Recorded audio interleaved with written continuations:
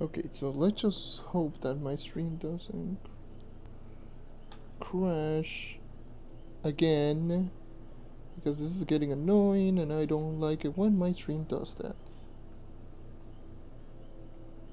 God damn it. Just straight up, like, what the hell? Just my internet just decided to just wrecked me out of nowhere. What was I gonna do again? I actually forgot. Did I already complete the Trove Outpost quest? No, I didn't. I have 8. What? Wait. I need 2 more. I had to grab 2 more bones. I wasn't even nowhere near here. I just got disconnected randomly, so there's going to be part 2, I guess. I'm not going to merge both of them because that's going to take like forever to render.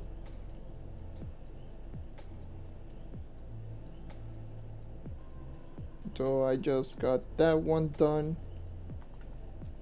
I think it's my OBS. Just messing around. The servers are just kind of bad because... Well, I don't think it's my server because I actually disconnected myself. So let me just open this. Get a new ally. Nice. That should level up my mastery. Mastery 40. I'll equip those wings because I don't have wings on this account.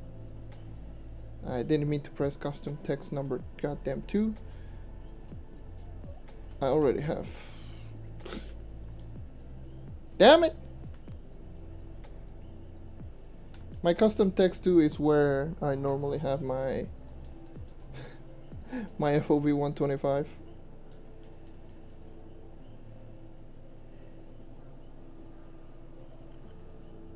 So let me just do this real quick. Put this. How's it going, everyone? This is just going to be the part 2 of the stream. I had to restart the stream because my internet just decided to just decided to take a big crapper, and yeah. So before I just disconnected, the thing that I asked it was either should I just grind flux so I can sell them and try to get myself Rat the Berserker, or should I just keep doing dungeons and level up as much as I can?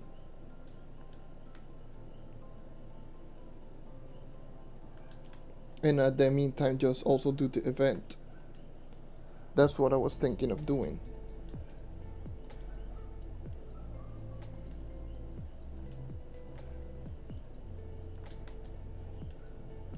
Because I know for a fact if I grind flux and get Rat the Berserker, it's going to be easier for me in the long run. However, I could just grind out and just have fun. Mess around in dungeons. By the way, a lot of glacier shards inside the Dragonfire Peaks because that's Trove for you.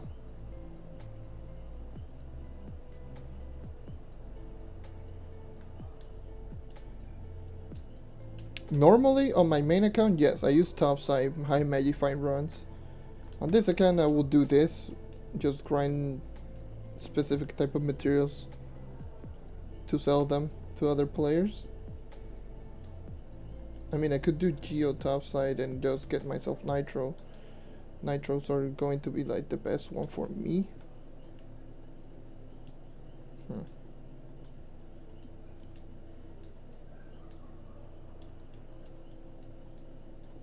We don't do the Geo caves, by the way. That's also another thing. Geo caves are great, are amazing, but I don't do them for flux. Not even on my main account. It's not that they're bad. It's just that I just don't enjoy doing Geo caves.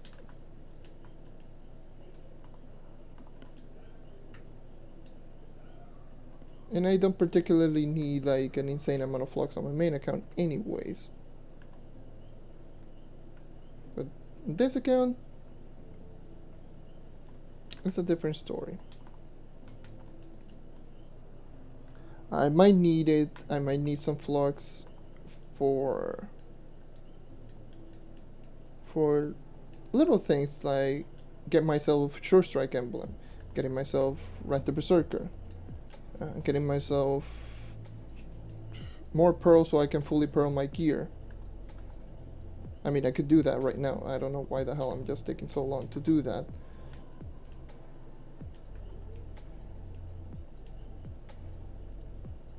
Maybe get myself some flux to buy myself a stellar jump ring with physical damage.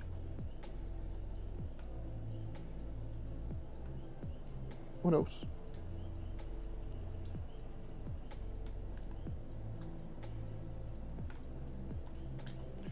Let me see.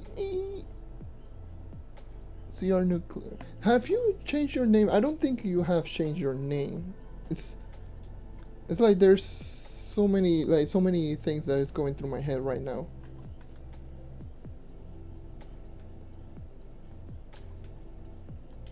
But yeah.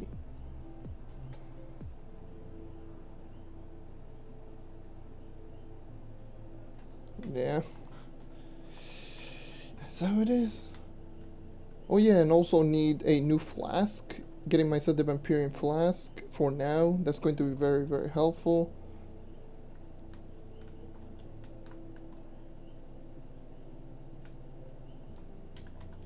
So I can activate Marshall more often, even though I don't need an Uber 7, which it is what I'm doing right now. And for those who may be asking, why am I doing Uber 7 instead of Uber 9? I will be getting the same EXP in Uber 7, Uber 9, and I complete Uber 7 much quicker. And I need some permits right now, so might as well just complete that step on that quest line.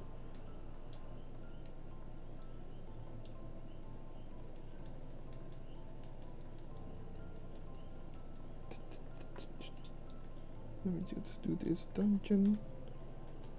Like, what the hell is this? Okay. What? This game, I swear, sometimes it's like the spawn system is like all janked up, all messed up. There's a Medieval Highlands quest, so let me grab that one. Ooh. For my side, gimme.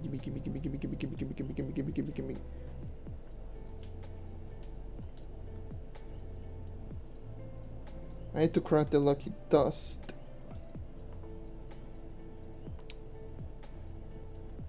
Ooh, more golden soul. Jesus. Where's this luck when I need it on my main account? When I used to need it, like goddamn. The recipe, do 5 dungeons, which is going to be very important. Alright.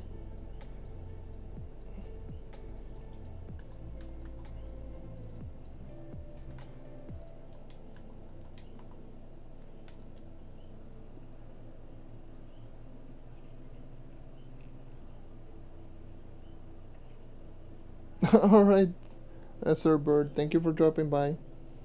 And hello, how's it going? Yes, I'm doing more streaming, both on my main and this account. It's fun. Especially on this new account. Like, it's so surreal the amount of things that I can do. I have so many stuff to do, it's honestly surreal to think. Alright. Let me do this.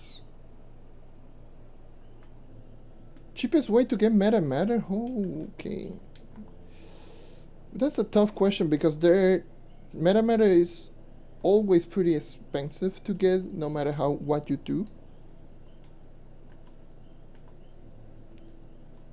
Because it's either getting reliquaries or getting the tome, which are pretty much the two options to get meta matter. So it's getting reliquary, low stars, trying to get yourself all of that.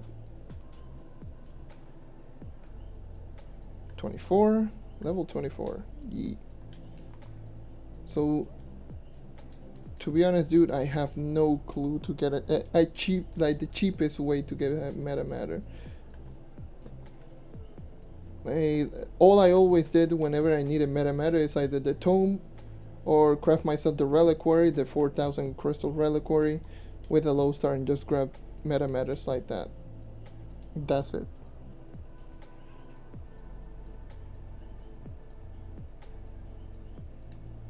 How can you get the Moonglow Grotto tier 2?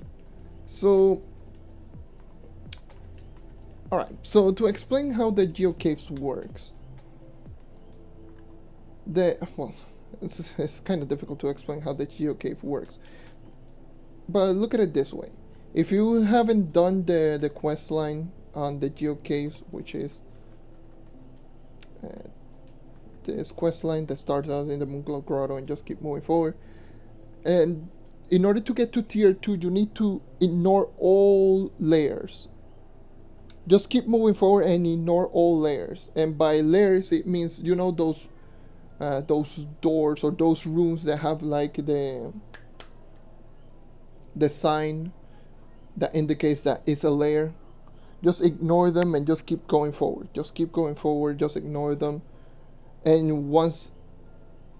if you keep going forward, you will find a door with 2 LED lights, with LED blocks. LED, not LAD. LED blocks that keep glowing.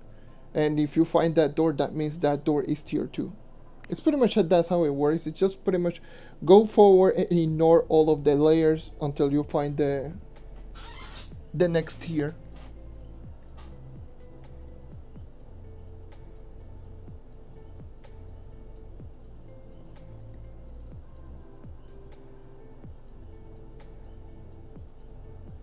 I mean, the 700 reliquary, it gives you a chance, so sometimes it will not give you that one. So, I mean, it's worth the risk.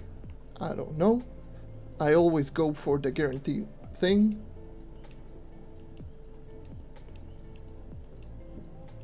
Because, for the most part, I am going to keep using, well, if I am in your place, obviously, I will just keep using meta matters no matter what. So, even if I do get like a couple of extra, that's going to help me out for the next upgrade.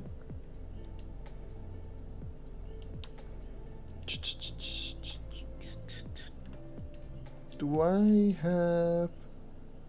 Oh yeah, I do have Radiant Dayspring in my club. What the hell am I even saying?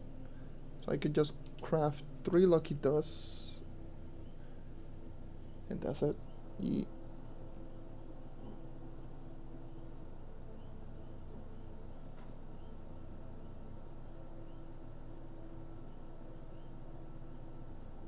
Yeah, it's not 100%. With the 4,000, yes, it's 100%. I can guarantee you that. But with the other one, no, definitely not. Give me Prefab Penguin. Okay, never mind, but give me the Super Style Stash. I'll take that one. Ew, only Flux. It would be nice to have something different, goddamn. More materials or...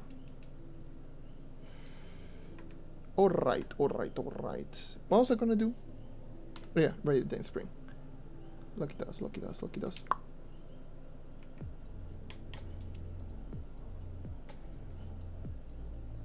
Just keep doing the event, might as well.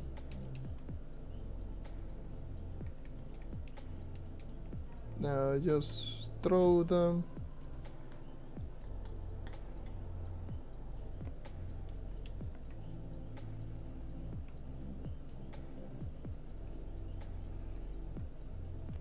Now, if I recall, it is the Magic Find one. Yeah. So let me go back into Uber 7. Yeet. Best quest for adventuring, just any club quest that is like either Shadow Towers, the gem boxes. Like usually it's either Shadow Tower, gem boxes, or the Ganda, which is the Magic Find one. It's either or, like either of the 3.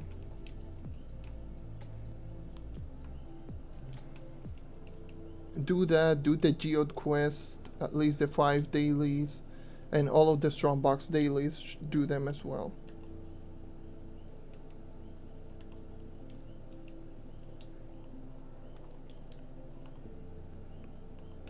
I am not the biggest expert when it comes to adventuring. I'm not the type of person who will just grind in like an insane amount. Well, I did once when I was grinding for Blocktron, because Blocktron back then it was, you know, my luck sucks sometimes.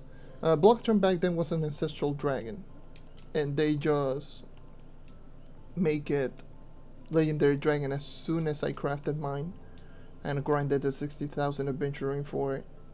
I was so upset, like I was like, God damn it, why? I could have easily just gotten a, you know, I could have easily just gotten an effigy and just got it right there, instead of wasting like a couple of weeks just trying to get this stupid dragon.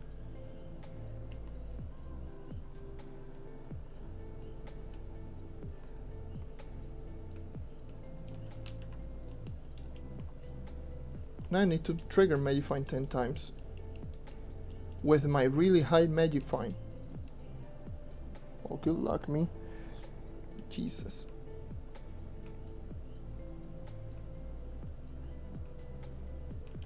My main account was so easy. I just literally went into Geotopside. It took me like a minute. Immediately. Got it. Gotcha.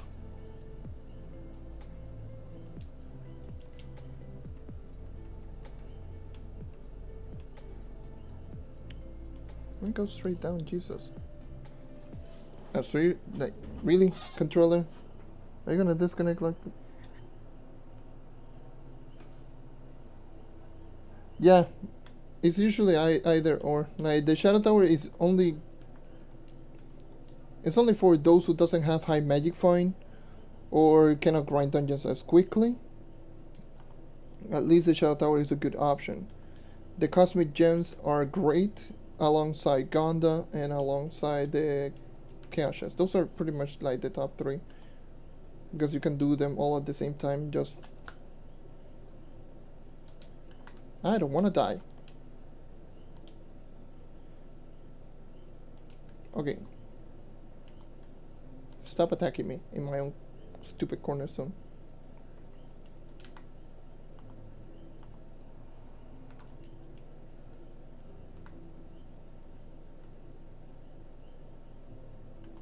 And do also the daily quest from the geodes. Doing the 5-star dungeons like Geo Topside or the Graph 500 orb, or usually the 5-star dungeons. That's a lot of adventuring right there. It's a 350 base without patron. That's a lot.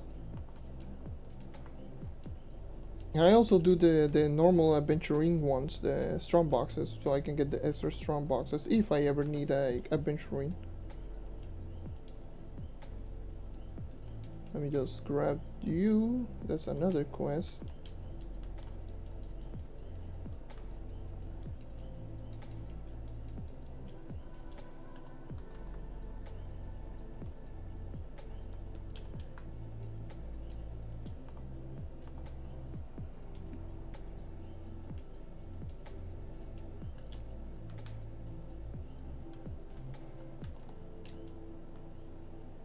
Woohoo! I'm not going to overrush this event. There's no need. Seriously? But I really want those 3 empowered gem boxes. Ooh, imagine if I got one of those. You bet your ass I'm gonna get a lot, and by mean a lot of what is it? Dragon coins. Yeah, that's the word. My God, I was looking for the word. I almost say I'm looking for a lot of dragons. I'm like, wait, what? I'm trying to look something for the dragon, and it's dragon coins. Yeah, yeah, I'm an idiot. Yeah. Ooh, curse calls. Easy. Complete another quest. Those quests will grind you a lot of EXP. Like right now, it's literally 10 dungeons worth for me. So yeah.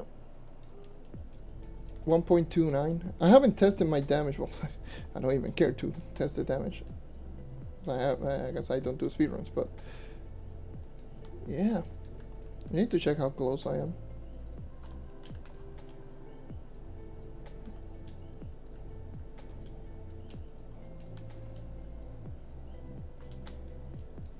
Well, I'm still missing that stupid $20 pack. So I'm nowhere near. I'm only like, what, 653 on my main? Or 650, no, I think it's 53 I have on my main.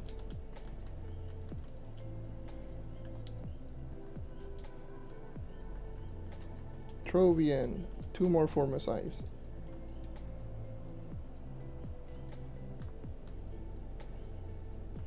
Alright, that's 10 dungeons more. Worth. So good, so good.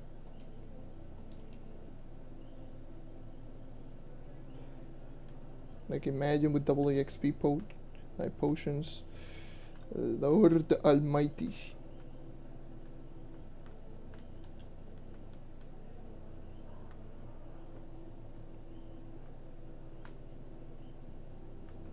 I mean, I could do the one from top side,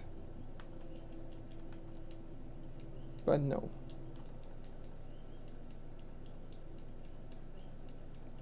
I need to test if club quests actually do grant a lot of EXP, or if they do grant EXP, even though I think they do, like actual character EXP. Like, I don't know that. Like, that one I really don't know. And I also need to get myself into a high level club. Maybe I'll ask someone from Guardians to invite me.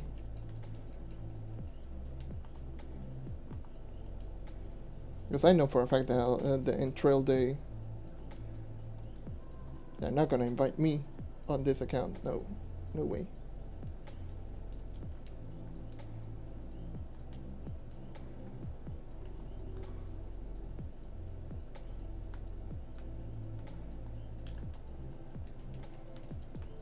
Because I'm nowhere near 25k, and I'm not gonna get there anytime soon. So yeah. I really need to get into that high level club because it's going to help me out quite a bit in getting more crit hit, more crit damage, more fists, more magic, like more gem boxes, more magify, more everything in general.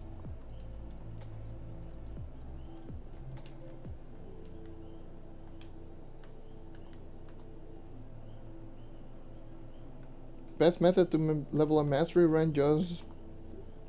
I always do say this about leveling up mastery. If you know how to make flux, you know how to make mastery. That's literally how it is. If you know how to make a lot of flux, you know how to get a lot of mastery, because you can buy either the materials to craft all of the items for, you know, for that gives you mastery, or buy yourself mounts or allies or such things to increase your mastery. It's literally like that. Like, if you know how to make flux, you know how to get yourself a lot of mastery.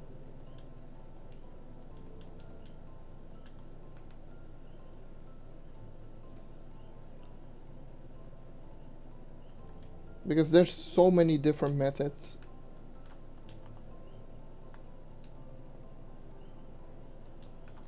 Like doing geo caves, doing literally a lot of things. Like grinding badges, leveling up characters. There's so many different methods of actually increasing your mastery. But for the most part, a lot of things just comes down into, if you know how to make flux, you know how to get mastery, because you can buy all the materials needed to craft all of the items, or at least a lot of the items, or craft or get yourself the item itself, just buying it.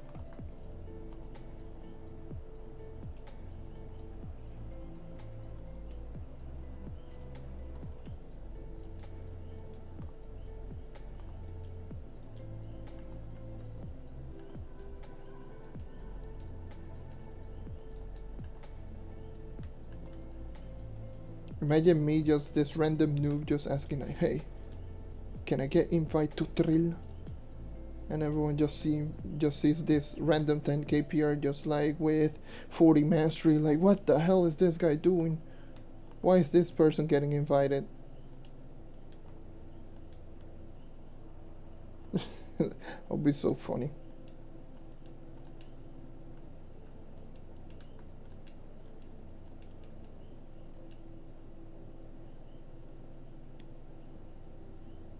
By the way, only one may find trigger. Poggers.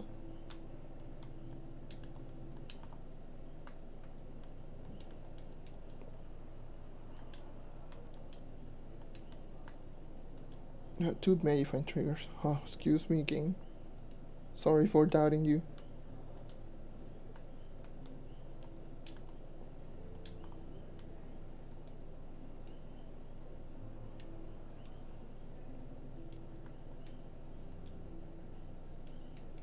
I mean, technically, I've only used this character 3 times. I used this 4 hours the first time, 4.5 hours, which was on one of Lord Vladimir's stream, which I got this character from 1 to level 20 at 9k PR. Then the second time it was the first stream that I did on this character, which was, well, it was 21 on level 20, level 21 to level 23, and this is the third time I'm using this character at 11k, which I could just focus on getting a lot of PR, but a lot of people tend to focus way too much in power rank, and they forget about the character level being so important for power rank. Because you kinda need levels in order to equip gems. I don't know if you know about that, but you need level to get yourself gems.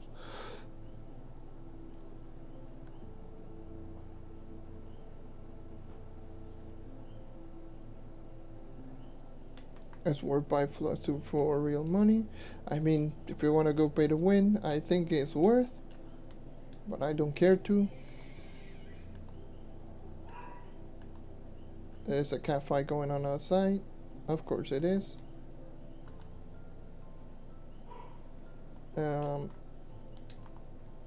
But if you're asking why,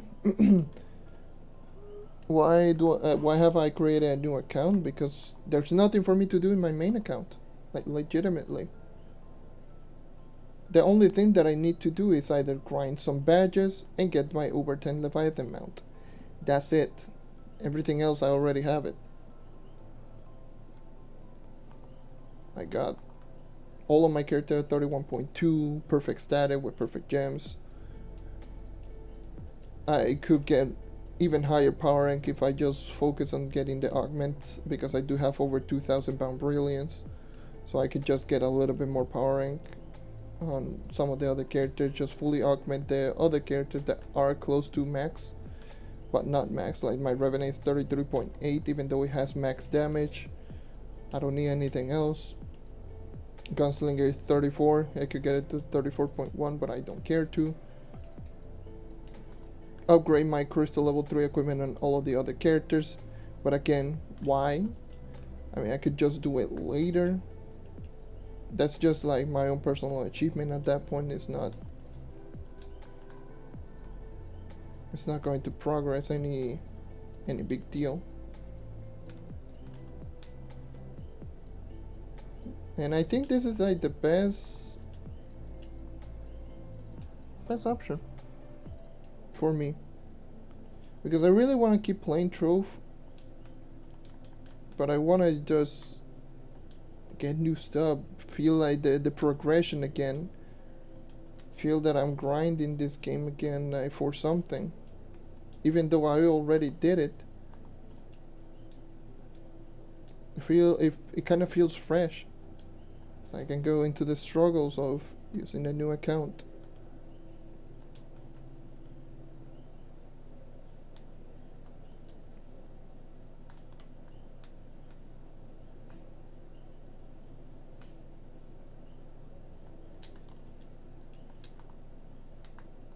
That's all of my reasoning why I do have this.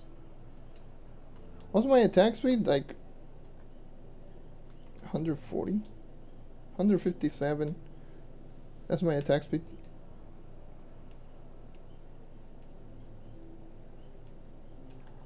I know, very low.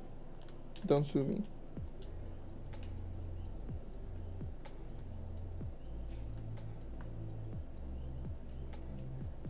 That's 157 without buffs. With the lunar buff is 257. Obviously. How can you get golden name? Get yourself into the top 2000 in the normal mastery leaderboard. This one. If you get in the top 2000 in that leaderboard, you will get golden name for the week after you reach 2000 or below. That's how you get gold name.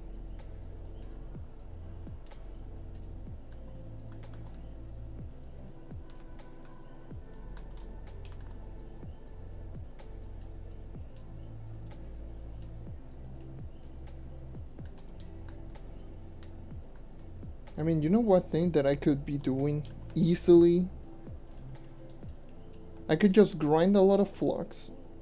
400k worth in flux.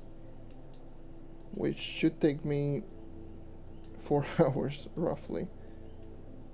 Oof, that's going to hurt. Like 4 hours of grinding just for roughly 400k. Do that. For patron, for a 15-day patron pass.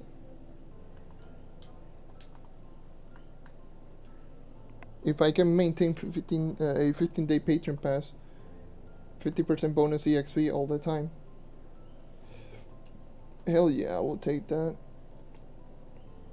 Just sacrifice 4 hours to save up like 10 to 15. I'll probably say like 10 hours. I think it's worth. Plus the other benefit that you get as a patron player. Chaos chest. And junk like that. But I don't think anyone wanna see me just grind flux. I honestly. That's why I don't. You're not seeing me grinding flux. Because I don't feel that anyone wanna see me just go and grind flux. That's why not a lot of people tend to like when people are just grinding nitros or just grinding those types of materials.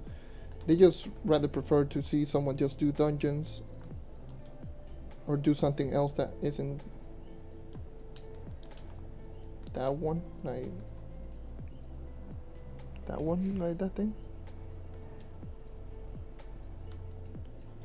Oh, it's just how it is. Like that is curiosity, my friend.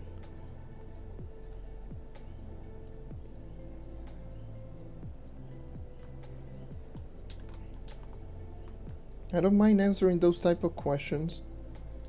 The question that is kind of hit or miss for me is, which character should I use? Which is this? Which is that? Which is the best character? Those type of questions, I generally don't like answering them because it's usually personal choice at that point. So, for example, if you want to use which character you want to use, it's just your own personal choice, your own personal enjoyment.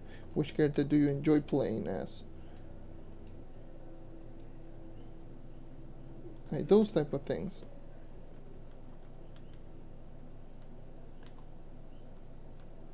Like you are playing the game, not me playing for you. It's like the same thing. Which gear should I use on this and that character? I could give you what are probably like the most ideal, but I shouldn't tell you which is the gear that you should be using because it's all personal preference at that point. Like for example, people tend to use attack speed, movement speed, no class gem knight. For me it's critical damage, movement speed, class gem with knight. Some people use critical damage, movement speed on Neon Ninja. I use attack speed, movement speed, Neon Ninja. It's all personal preference at that point.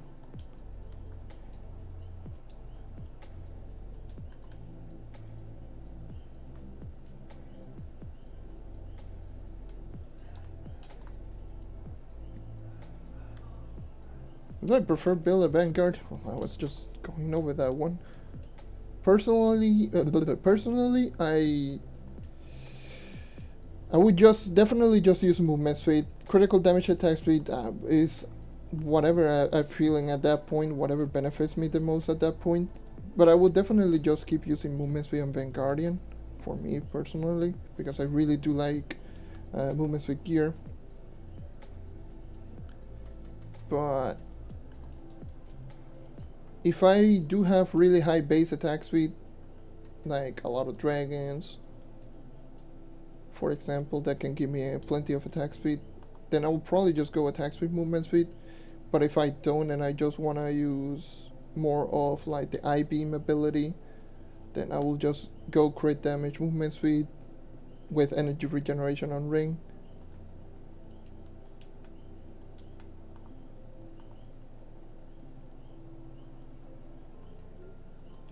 So I can just spam as many I-beam as I can. That's what I did. Well, I did attack speed, movement speed even at my start of Vanguard, but I changed to crit damage, movement speed for a while. But I just went back into attack speed because I did have already high attack speed, since I already had most of the dragons in the game when the Vanguardian came out.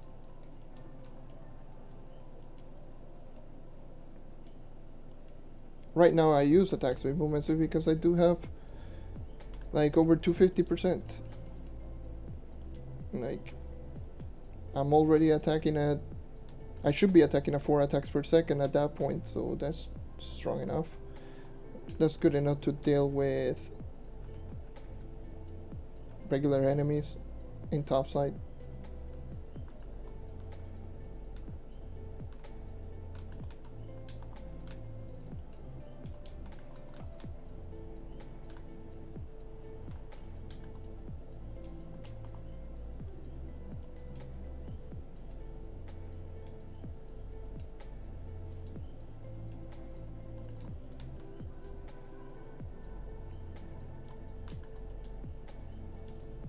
Mm-hmm. 5.9 mil. Oh my god. You know, the funny part is 5.9 mil is not that high for 11.8. But the thing is, it's just, and that's with Marshall, by the way, it's just that my stats are so bad right now. It's honestly so laughable. Like, my stats is like not even 40k fist, 36 crit, 520 crit damage, but crit hit. Like, with those stats already dealing 5.9 mil, it goes to show how ridiculous the Revenant is.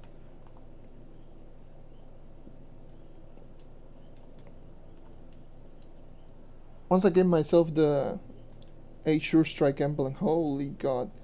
Because I can get myself Sure Strike emblem, and if I get to level 25, I can easily just get myself, well, I have a Vampirian Vanquisher with 9% crit hit at level 10, and imagine a plus 30 extra more critical hit, that would be like 60%. I could easily just do U9 at that point. Like, and I mean regular U9. Because enemies in regular U9 have around 12 mil HP, like the normal enemies that you see in the wild. Bosses do have from 37-52 mil HP. So again, that could be really easily. 3 stars have around 75. 3 stars is going to be a pain, not gonna lie. But everything else, yeah. That means also in topside, I could just make short work in topside. And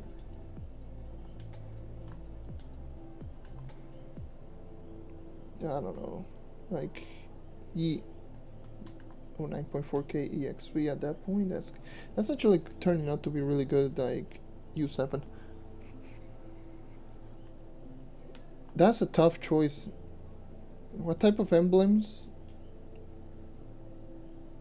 Like, that's a tough choice. This is also another thing that is dependent on what you're doing. So, again, it's personal preference.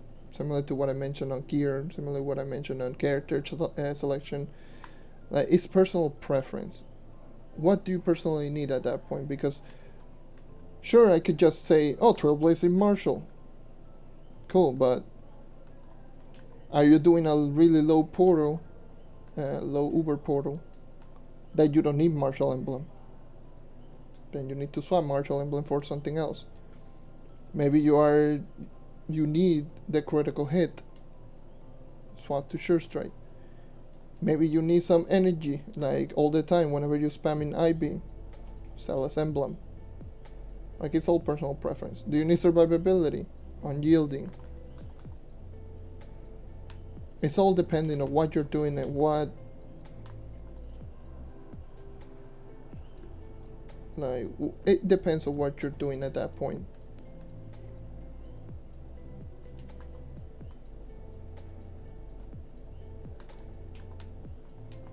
Because, yeah, that's how it is. Again, for every type of speed available, the only one that grants speed is Trailblazing. So again, Trailblazing and something else. Do you need damage? Marshal. Do you need survivability? Unyielding. Do you need either of them and you're just spamming? Even though I don't think that's a good idea, but going into what, like energy? Celis. Do you need crit hit? Sure Strike. It's Trailblazing and something else. That's the best in terms of sweet farming.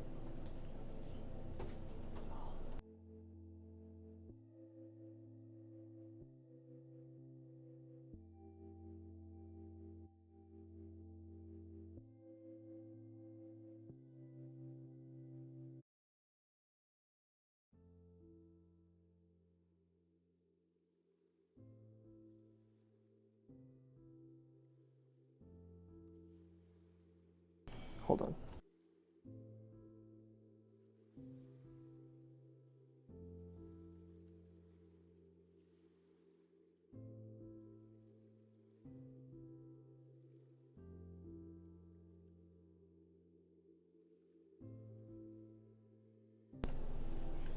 Hold on. Give me a sec. Kind of quiet right now because, yeah, getting kind of interrupted. Don't worry about it.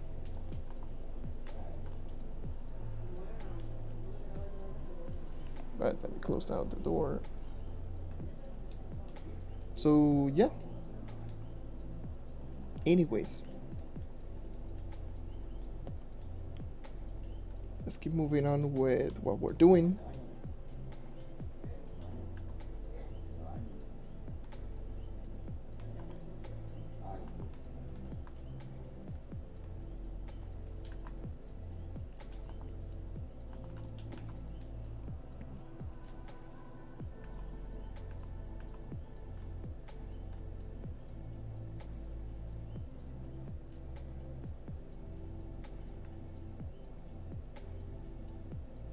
I crash. Of course I did. Okay.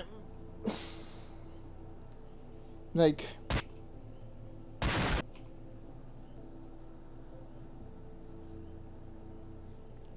damn it.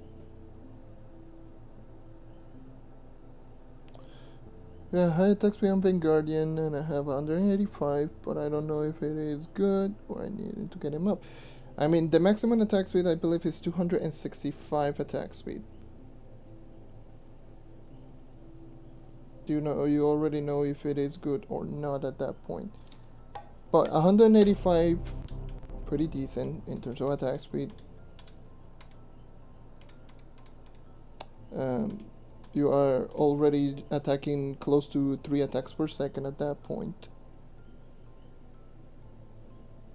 So, I mean, getting to 200% will be more ideal. If you want attack speed gear, obviously. 200% would be more ideal.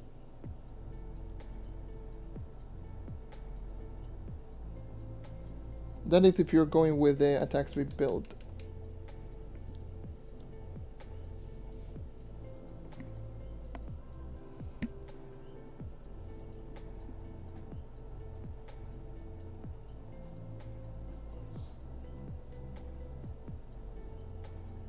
So, because at 200% you are already attacking at 3 attacks per second. Below 200 you're already only attacking 2.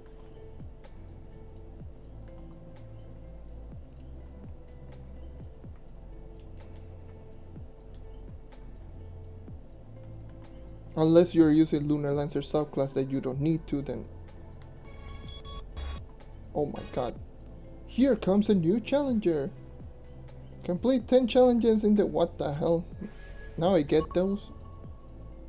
My god, the achievements are so broken.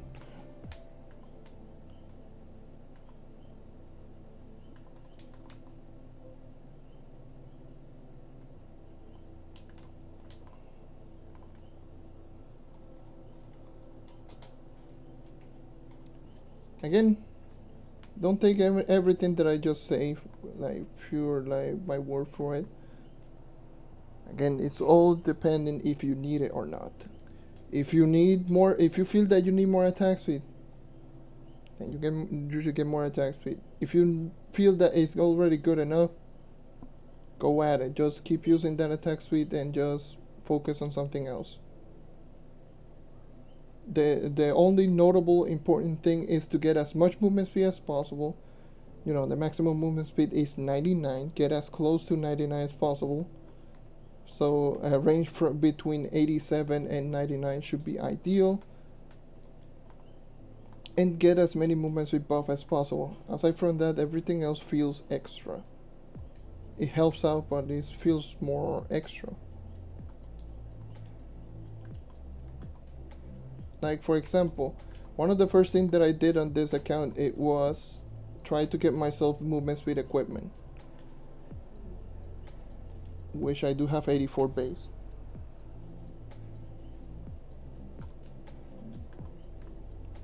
So since I do have 84 base movement speed, everything else just feels more extra. Trying to get as many movement speed buff as possible. I do got a 3-star Vampirian Vanquisher, which I still feel kind of oof, because you know how difficult it is for me to get one of those for my main account, and I just got it immediately here on this account. Well, I shouldn't be complaining, I got one on Tuesday. But yeah, I guess.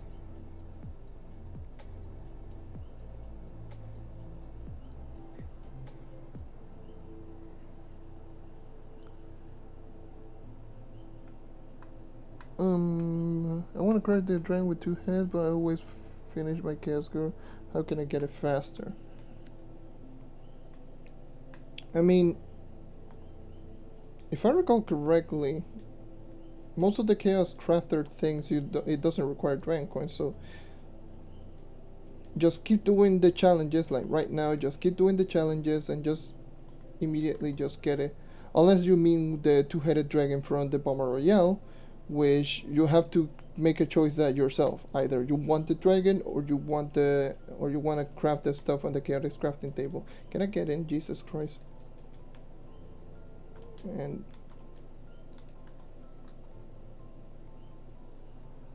how do you change the camera on Xbox? You type in /FOV, which is short for field of view, and then a number right next to it. The default on this game is 75.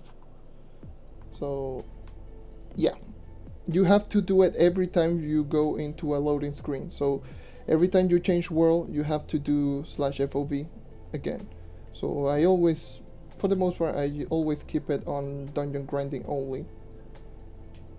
Aside from that, if I'm in the club world or something like that, that I know that I'm gonna move out really quickly or something, then I don't do it.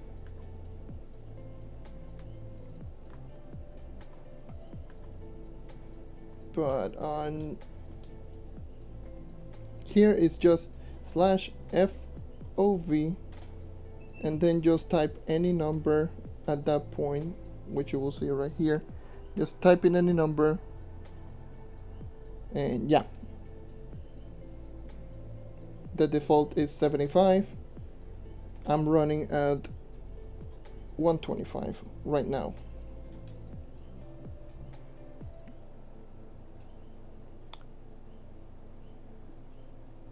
I got 32 jumps with classes.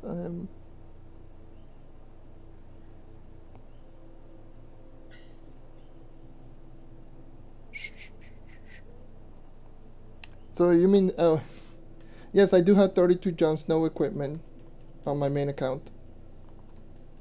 That's 32 base jump main equipment. I really want to do a video about jumps, how to get a lot of jumps, because I do get that question way too often. Like, the amount of times I get that question is honestly it's unreal. It's so much, it's so many times. But for the most part, it's either dragon. Well, it is dragon, the fixture, the mount menagerie, if I recall, if that's the fixture. It is either or. And which one was the other one? I knew that it was 3 things, and patron, I think it was the other thing that grants you 5. And that's how I have 32. So I do have a movement speed rev, yes, right now.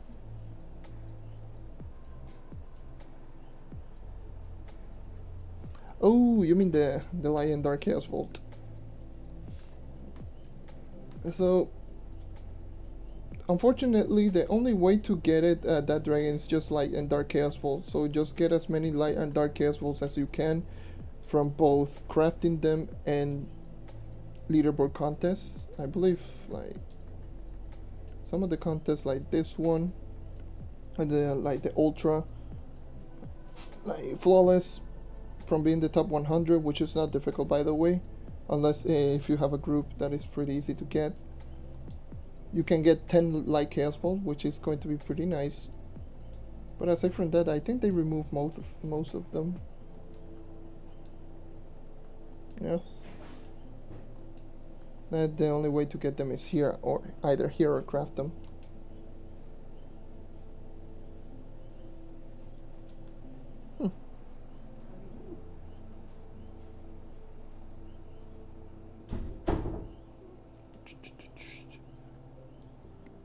How to play by the rules, yeah.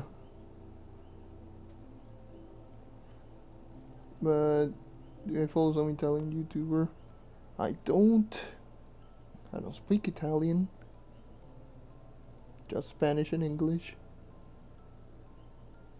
But speaking of the dark and like the light and dark as well, it's just either do that one or just craft them. Just there's no other way to get them faster, unfortunately. That's why they're kind of difficult. Either that or use a golden dragon effigy, which is what I did. But I'm lazy and I don't care to. I can get the flux needed for the effigy. Can I get in? Jesus Christ.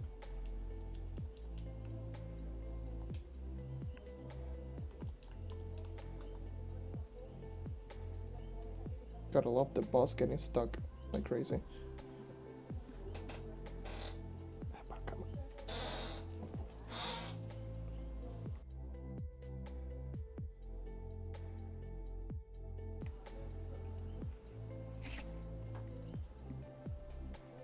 How much base do I have? I have a base 84 and only one movement speed buff, which is the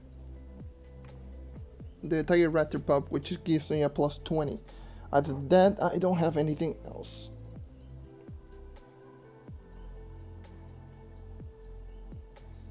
The Lunar Lancer was boring for you? Yeah. That's pretty much Lunar Lancer in a nutshell, game Unicorn. Like, the kill time is low if you cannot one-shot, because the animation takes a while. And aside from that, you are only spamming crescent combo because it's the only good thing.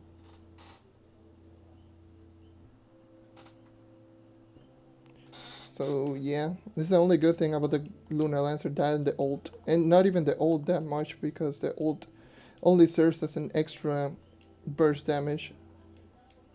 Which if they just manage to lower the cooldown to around 10 seconds, imagine that. Spamming ultimate ability and crescent combo on Lunar Lancer is going to make the character feel like better.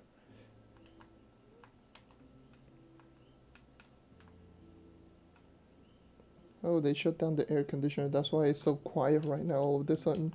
What the hell? Like everything just went so quiet right now. I was like, what the hell? Nani? And nope.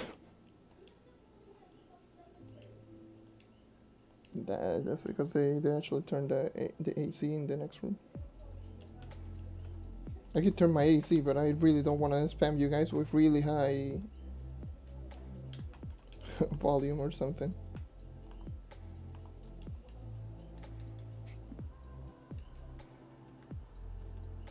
Can you make a world record on the most jump with the Neon Ninja? I mean, I could, but I don't want to because it's kind of Just get as many jump as possible, like max jumps.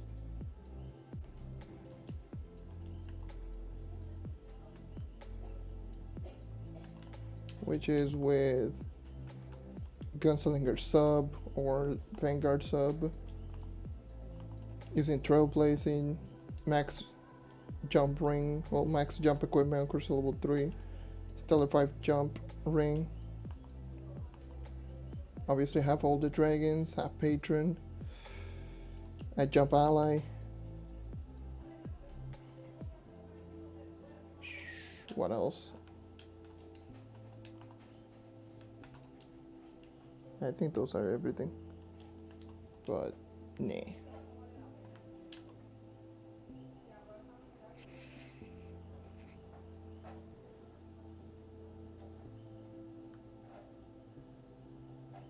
Alright, going back.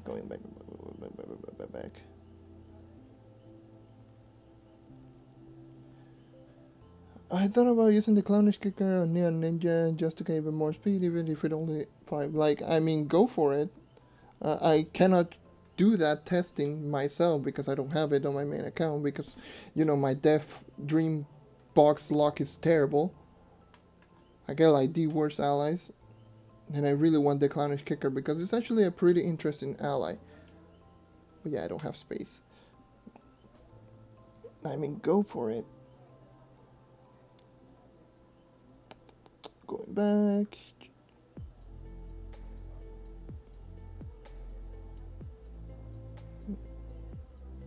Okay, maybe try to get using briefly. On the Revenant, I'm using a full Crystal 1 equipment with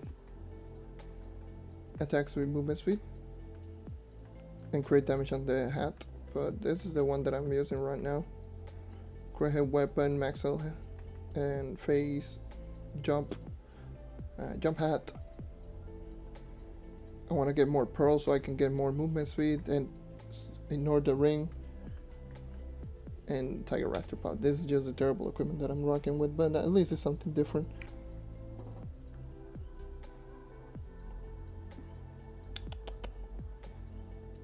My god. Trailblazing gives a +5 jump. Yes.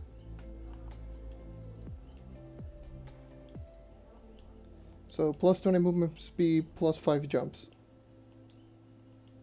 That's the Trailblazing.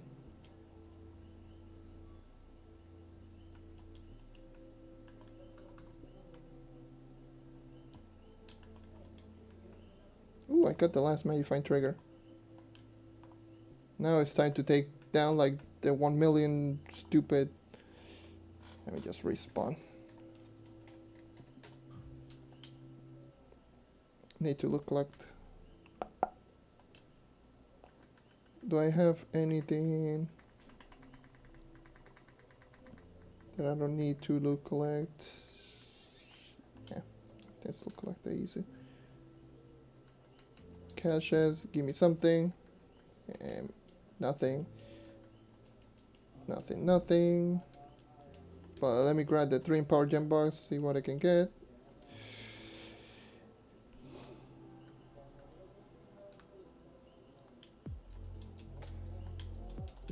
No, just no, straight up no. Screw that. Hell no.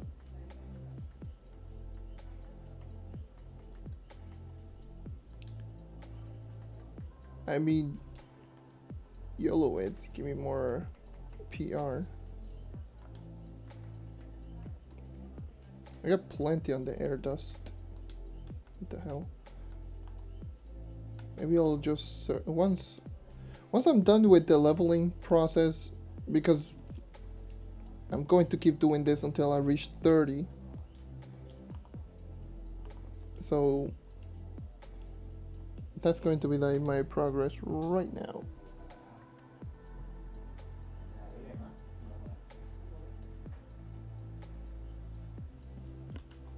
No one does that amount, like in terms of like gear and equipment on a level 10, 20, and 30 character, because getting to that point is easy, at least 10 and 20. So a lot of people don't feel like, what gear should you be using at level 20, 30? Because you should be using the same gear that you should be at end game if you can. So everyone just use a general gear equipment that you should be using. It's what you can at that point. Did I even complete the outpost quest here? And I think it's upstairs, like up above. I mean, I got plenty of jumps. Let me check. Yeah. The hell? Let me grab you. I mean, it's 10 dungeons worth right there.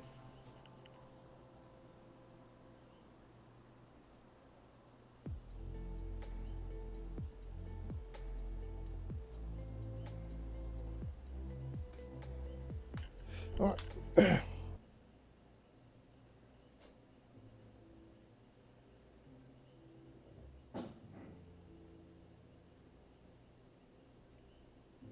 Are we good? Are we good? Let me know in the chat right now if you're able to hear me out. Are we good?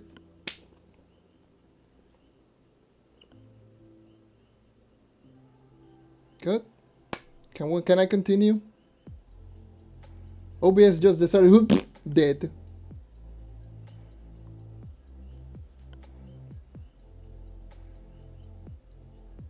Just the most random crash ever that you'll ever see.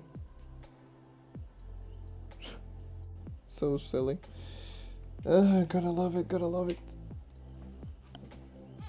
Anyways, moving on. Oh, don't tell me I disconnected again. Okay, I didn't disconnect. It's just buffering like crazy. Hold on. Let me just do this. Do this.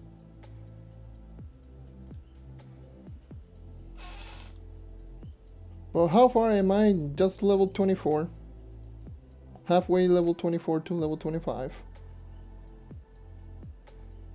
Barely under 12k PR. Okay, can I just log in, Trove? God damn.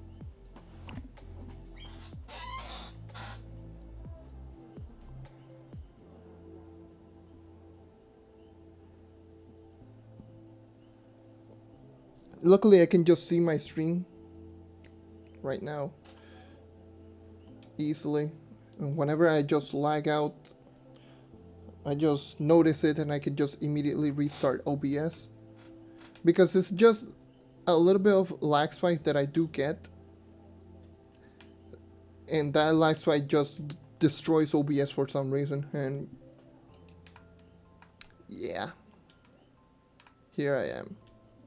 Back again. And as soon as I was saying, oh my god, 18 viewers, my lord, OBS wasn't, no. Go back down.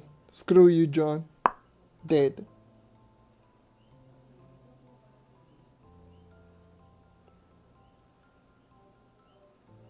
This is so annoying.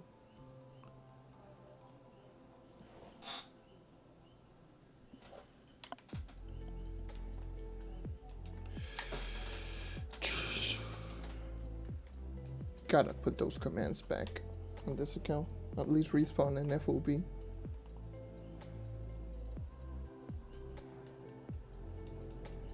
And they turn on the air conditioner, so it's going to be loud background noise again.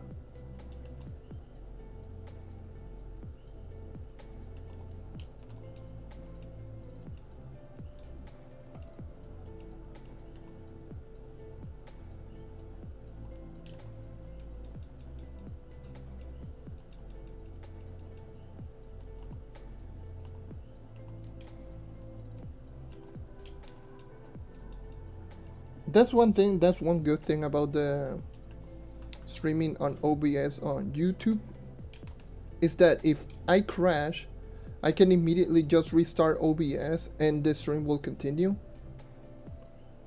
It's not like if this was Twitch, I will legitimately, like, the stream will go offline completely.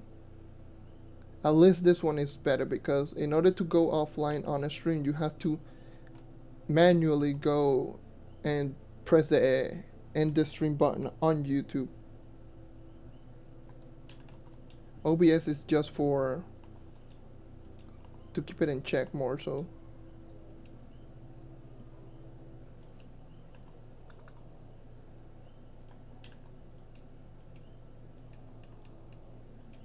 But yes, looks like I'm alive again.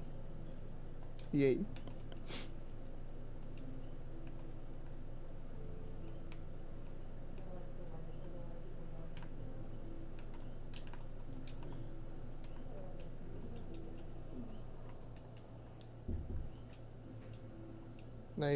And it doesn't take that long. All I do is remove the screen, well, close down OBS, just restart it, press the stream button again, good to go. It literally takes like 10 seconds if it crashes.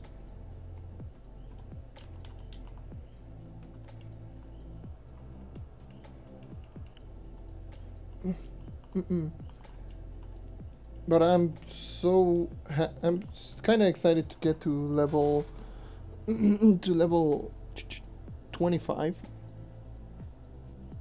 because if I do get to level 25,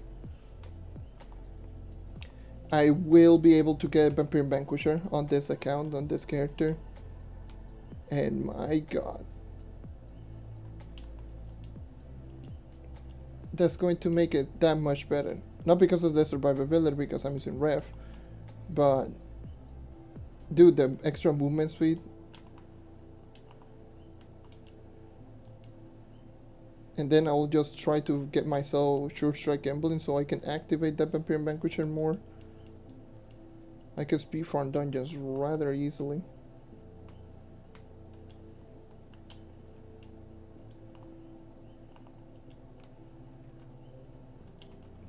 Great bomb.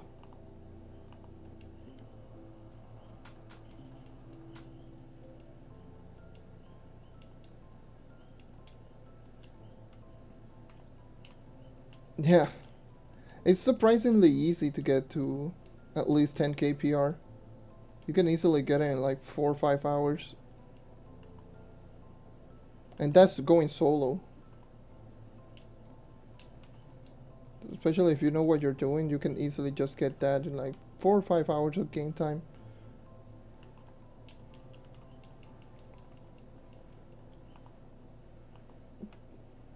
Very, very easy. It's simple. Leveling up process is kind of tedious, but you already know me. I love me some dungeons.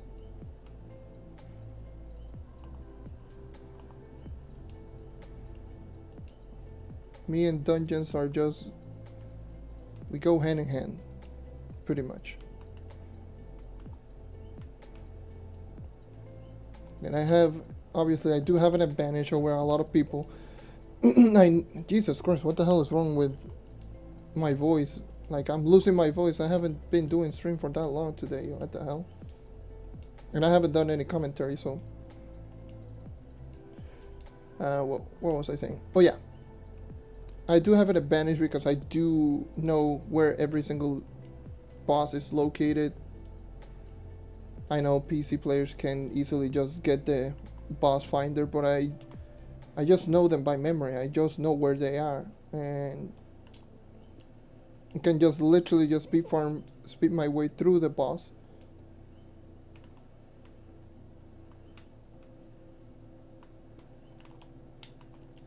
A full inventory again.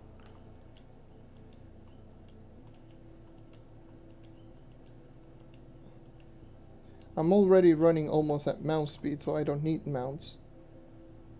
And I can easily just use lunar sub. Oops, I'm full again. I'm full inventory. What the hell am I doing?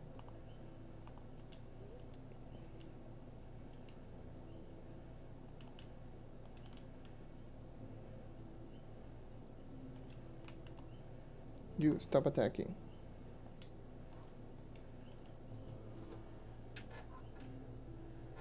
Jesus, my PC being extra loud. It's like, hey, I am being loud. I am a PC. Do you like hearing me? Me being loud? Yeah, I know you do. And that's it. Do I even have any pearls? I do. Damn it. No. No. No. No. Give me my pearls.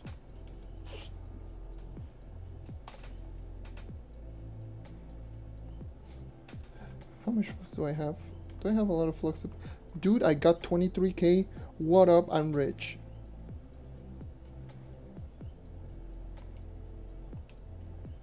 How much pearls do I even need? I don't want to spend like crazy amounts. I only need one. So I can just spend 1k.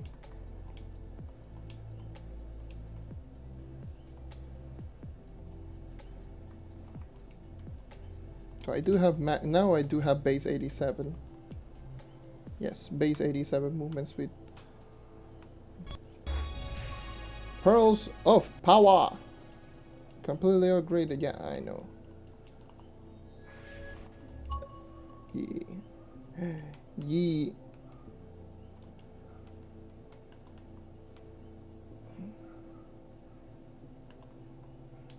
Almost 12k PR. That's nice. That's going to turn into 12k PR very, very soon. Once I get to 25. I'll just equip that stellar 3-star Vampire and Vanquisher. Holy mamma mia. Yes, please. Gimme.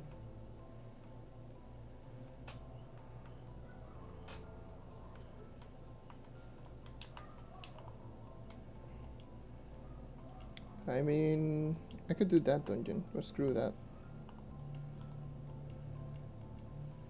I think I still do have the T-Rex quest, so if I do find one, that would be nice.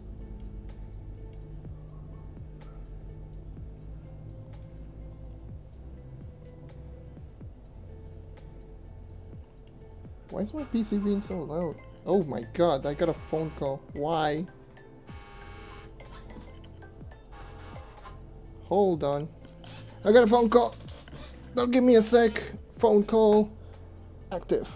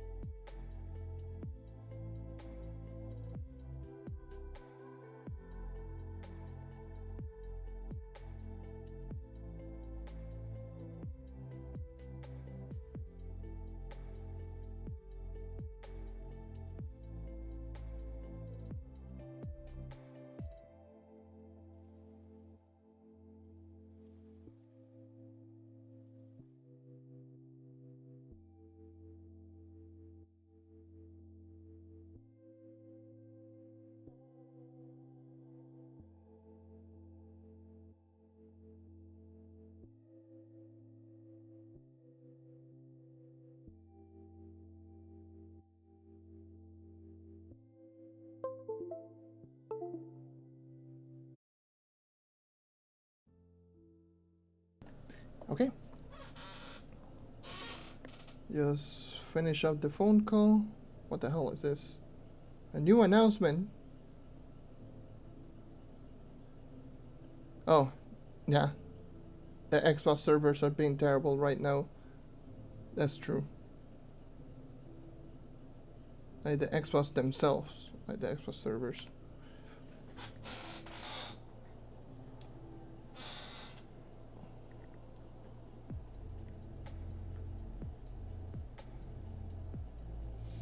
All right.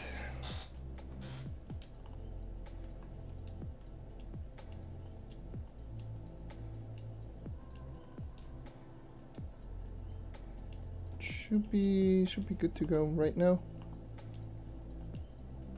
My phone doesn't have like any battery at all. I have like 16%. I mean, that could keep because I'm charging it. Like, that could last for a while, but still worth noting.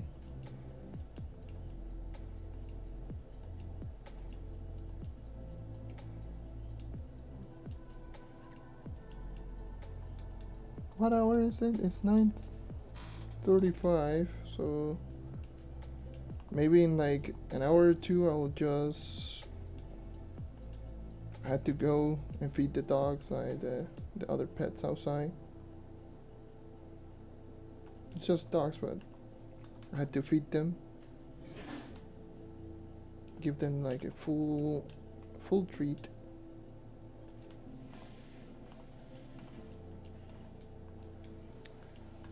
One of my responsibilities of a pet owner.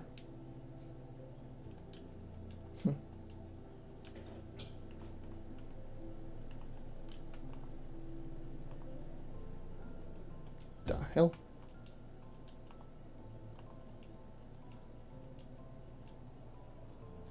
How's everyone doing? How's everyone going on?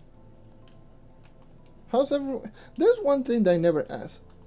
How's everyone experience being on Trove lately?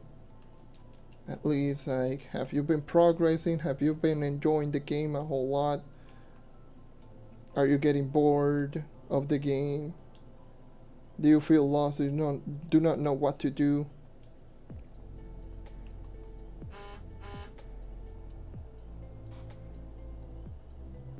Alright.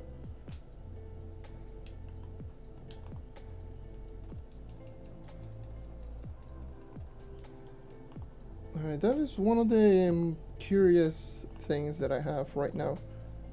Because I never do ask how is everyone feeling about the Trove right now? Do you honestly feel that this game needs not more update as in the base game itself? Because I feel that the game updates are somewhat consistent. They're being somewhat consistent with the game, despite, you know, losing everything in the, like, literally everything. That's what I mean, like new devs and stuff like that. But do you feel that this game needs more frequent updates on the test servers? At least. Because I feel that my microphone's so far away. My god. Because I feel that this game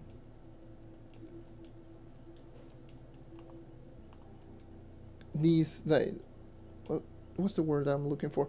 So this game needs some updates on the test servers at the very least, so that people that are, you know, that can do everything inside the test server can give proper feedback. But I don't think they're fully utilizing the power of the test server, like giving like weird ideas. Like, for example, the test server doesn't have to be 100% balanced and the same as the regular servers. They could just keep adding new stuff, keep adding like weird shenanigans, and that could make the game like feel more interesting and more hyped, and instead of just waiting for, oh, I got a new update available, put it on the test server, check it or not, it doesn't even matter. We're going to change a little bit inside the test server and that's it, because that's going to come out like that in the live server, because that's how it's always been. It's always been like this. It's like they work on a big update. They post it on the test server. Once they post it on the test server, they immediately just do a little bit of tweaking here and there if something's too overpowered or broken or something like that. But aside from that, just leave it everything as it is and just post it like that a month later in the live server. I feel that if they just keep adding stuff in the test server, for example, the class rebalancing that is a hot topic going on right now. What about if they just keep adding the class rebalancing in the test server, but it doesn't even matter if it is on the test server or on the live server. Like if it is right now on the test server only and people are just testing the characters out and they can just give feedback right there and just say like, oh, this is overpowered, this is weak, this is that. And then aside from all of that, they could just immediately just, you know, give everything to the players. For example, they could just give level 30 EXP tokens so they can get to level 30. They can put power gem boxes easy to get so they can, you know, they can just test everything out from the beginning and the end. You know, a lot of people are just going to be like, oh my god, I can just play on the test server only, but and then I'll be just extremely overpowered by playing on the test server. And sorry about the lag spikes that I'm getting. It's just my internet.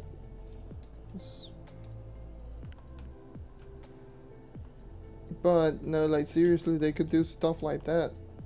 I know there's going to be a lot of people that don't play on that don't play a lot on the live server. They are low PR and they're just going to brag like, "Oh my god, I got gamed!" But they got Gonda on the BTS.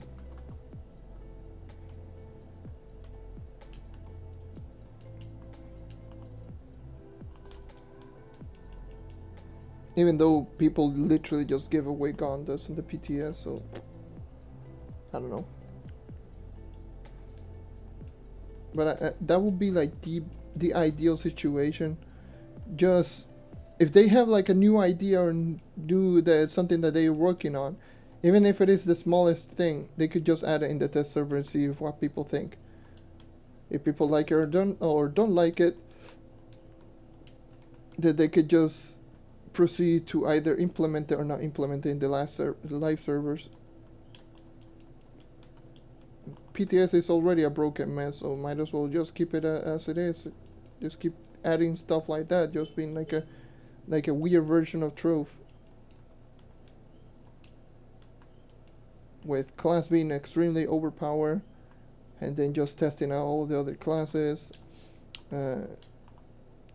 You know, little mechanics that they could keep adding. That, like for example, the next update that they were talking about is going to be regarding the shadow towers again. So it's going to be called Delves, if I recall correctly. So maybe they are going to add one big dungeon, like similar to what a lot of people have been asking, myself included. Just remove the shadow tower portal and just make one big room inside the shadow towers, and you don't have to go into loading time over and over and over again.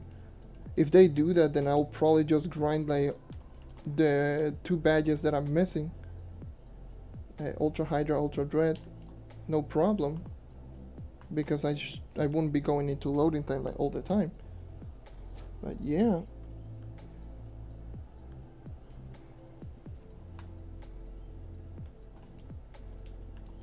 that's a new thing that's been going on. Like the next update is maybe a Shadow Tower update. But again, if they have ideas and if they have already stuff done, why not put it in the test server and ask people's feedback? Like the players' feedback. The players are going to be the one that are going to be whether it is good or not.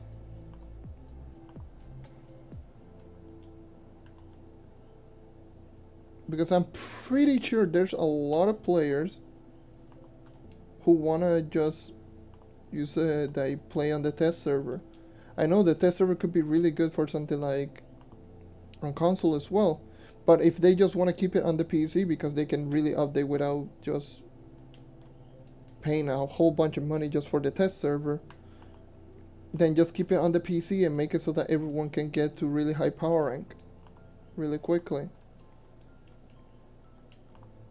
You don't have, because the thing is, right now you have to grind the test server, which is, it's just stupid in my opinion. It's literally the most stupidest thing ever. I need to just, oh yeah, I have this. Okay, I have the mixer stream like number 2. I thought I had the other one, the YouTube one.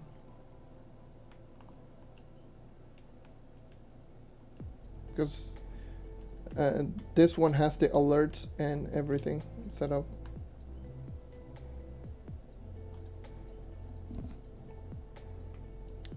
Can you stop attacking me? But I feel that there, like, some things definitely need to be changed. Oh, there was a cornerstone right next to it. Fun times. Mastery 41.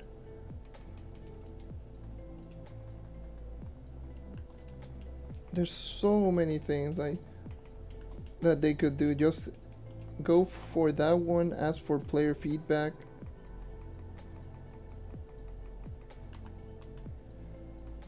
So many things that they could do. I don't have full attack speed gear. I have, my hat is crit damage, so I don't have full attack speed build. I have 2 attack speed and 1 crit damage, and all of them have movement speed. Why? I don't know. That is all I got, like, as fast as possible. Like, I just saw a crit damage hat. I was like, you know what? Good enough. It's my first hat.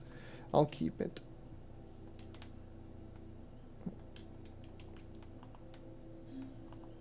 My main purpose was movement speed.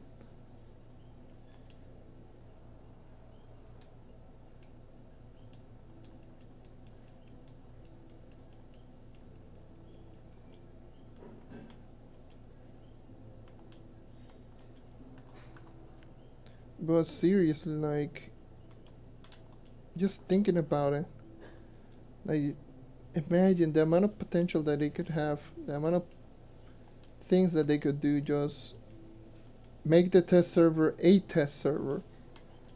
Don't make it a stupid thing that is just another live server that has the a really broken marketplace.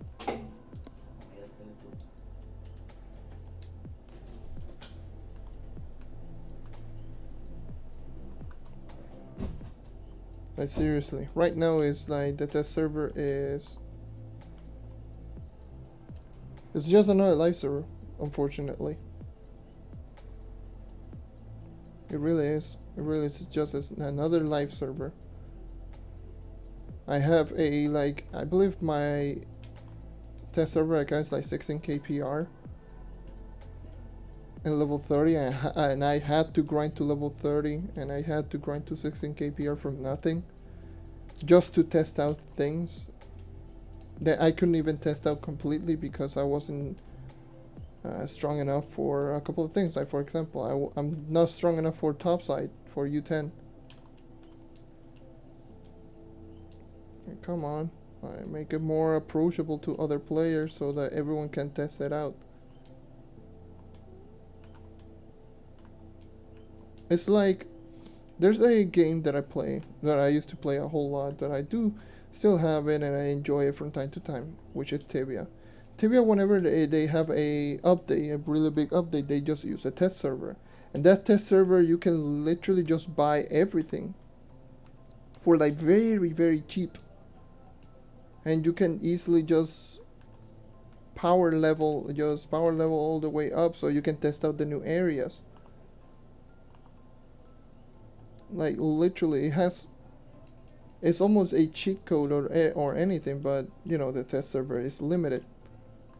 it's an unlimited time and something like that. They could do something similar on Trove, but Trove is not like Tibia. Trove, at least they could just keep it, 1 week,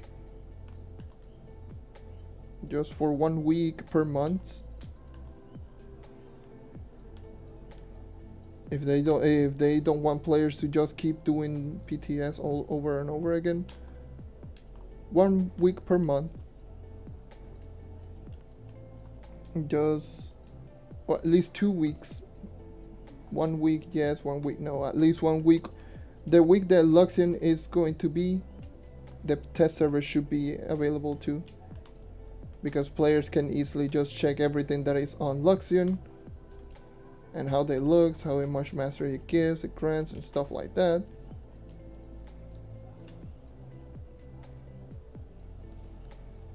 And the week that Luxion it will not appear, should not be a week that the test server is available.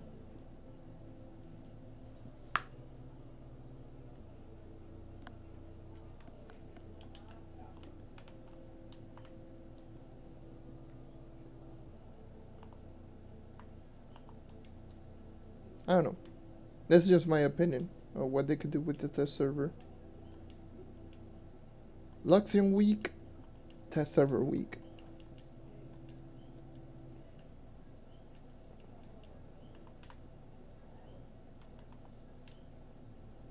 Because I'm pretty sure a lot of people are interested in a lot of things that are on the Luxion. Like for me, I mean, I do have my videos to showcase what everything is for Luxion, how much mastery. I already have everything like that in my Luxion inventory videos. But I know not everyone want to see the Luxion inventory videos. I'm pretty sure.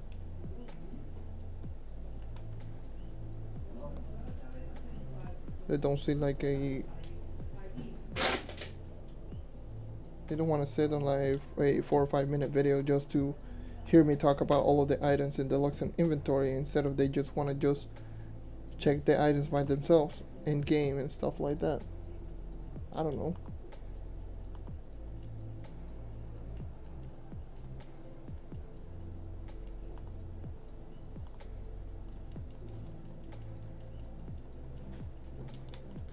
Oh god, I'm getting some of those horrible screen tearing lag spikes that I've been getting lately, just because of this stupid lag.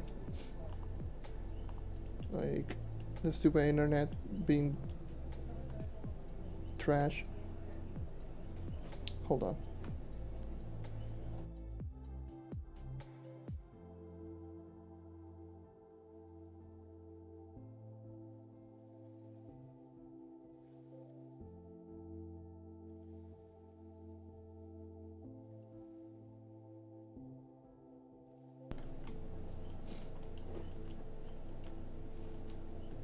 Okay.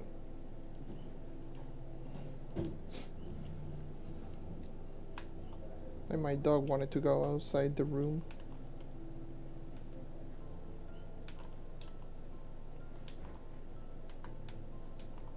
I don't know for how long I've been streaming, but it feels like I've been streaming for a really long time. Very, very close to level 25, by the way.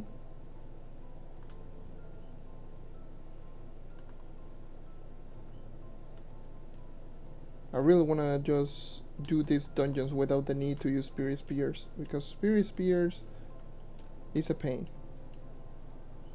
It really just lowers it kills all sorts of momentum and speed.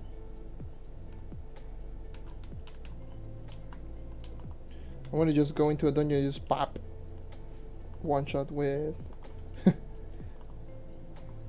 with the Bulwark Bash. Just go into a dungeon, pod, Bulwark Badge, and just one shot. I mean, I could, but I don't have high crit hit, so it's not going to happen very consistently.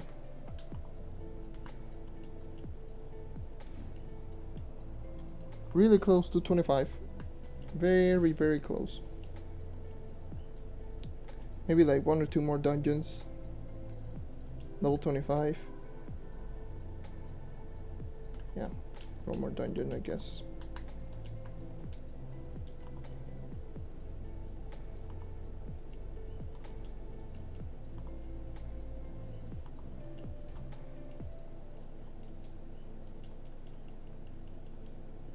Let me do this.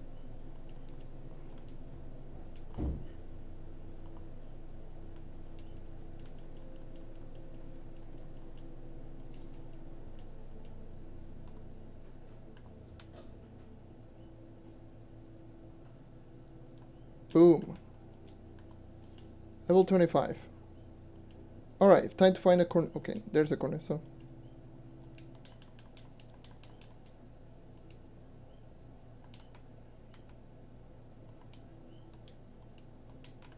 You stop attacking me.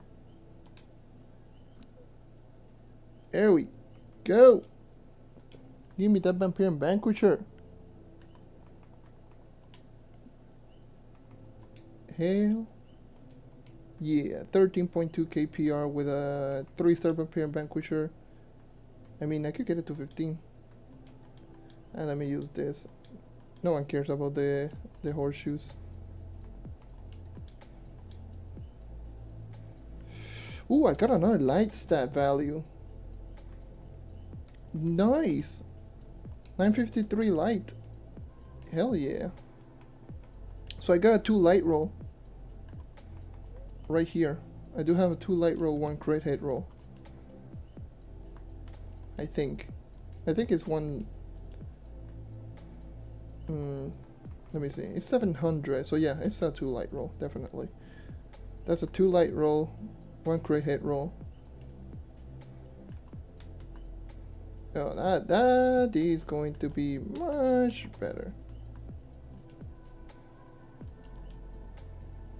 Okay, I thought I had Trailblazing and I just used a flask. Poggers.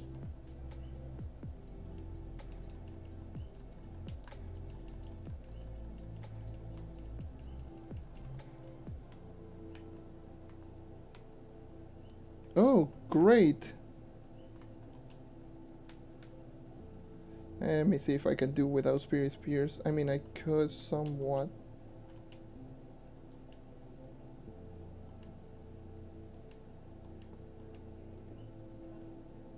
I need Sure Strike emblem. That's the one that I need now.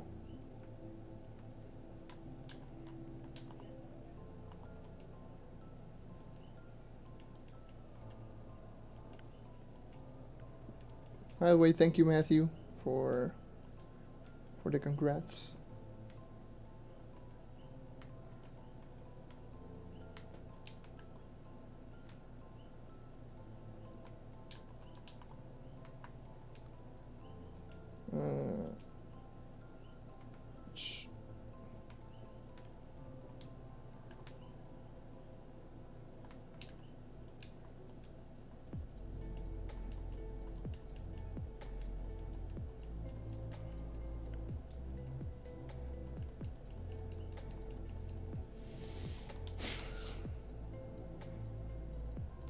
$7 mil. My God. I really want that. Not Berserk Battler. What the hell am I even saying? Red to Berserker. Let me see if I can get Sure Strike. Sure Strike. Sure Strike. It's 22k. Okay. Hello, positives. How's it going? Vampirian Gem. Gem? What? Damn it, King. The Vampire Bile is 18.5. Guess who gotta sell some stuff in order to make flux? Because who's a poor bastard? This guy! Yippee! I have anything good for sale anyways. I am so disgusting with my flux. I mean, 219. Let me see if I can sell these. My flux value is disgusting. I could grind it. Should I even grind it? My god, it feels so much faster right now. That Vampire and Vanquisher is so good.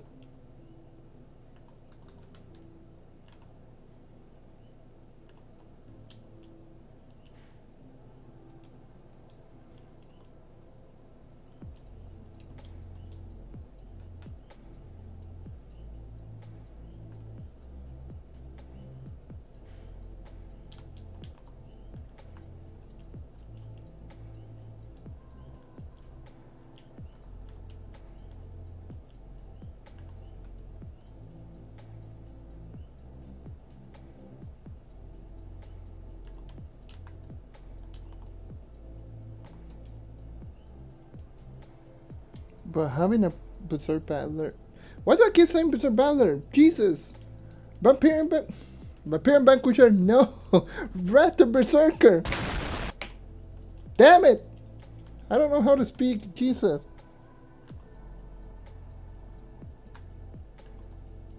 Wrath the Berserker would be ideal.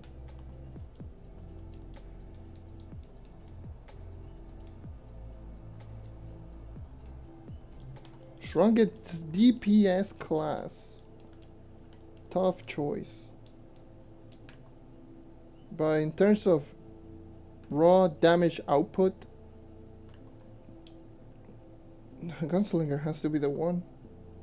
Gunslinger is the strongest in terms of DPS, pure DPS. It's too strong. Some people might say Ice Age. I'll probably still say he is Gunslinger. It's the most consistent high DPS in the entire game. So I will probably say it's Gunslinger right now.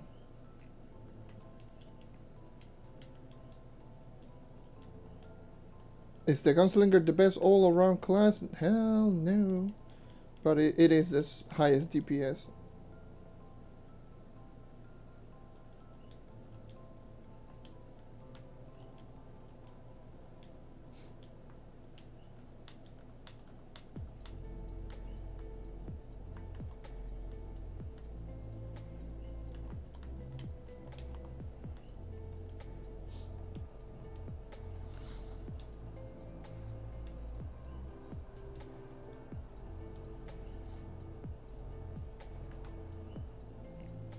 I mean, a lot of people will tell you to go with the Shadowhunter because it's one of the easiest class to use. It is one of the most consistent classes and probably the best early to mid game play. That is probably true. But in terms of pure DPS end game, Gunslinger is the strongest. But a lot of people will tell you to use that because it's probably the best early game to mid game character because it's so consistent. It's mostly mid game, and the mid game is where the Shadowhunter is at around 15, 17 to 20 KPR around that area. Shadowhunter is a monster. Can dish out really well. It's not good DPS, but it can kill time. The kill time is really good. What it's supposed to do, which is dungeon grinding, for the most part, and yeah, it's going to be consistent all around. You don't need high stats, you don't need high crit hit value, you don't need attack speed, you don't need crit damage. All you need is have decent movement speed, and that's it. And use the classroom, obviously.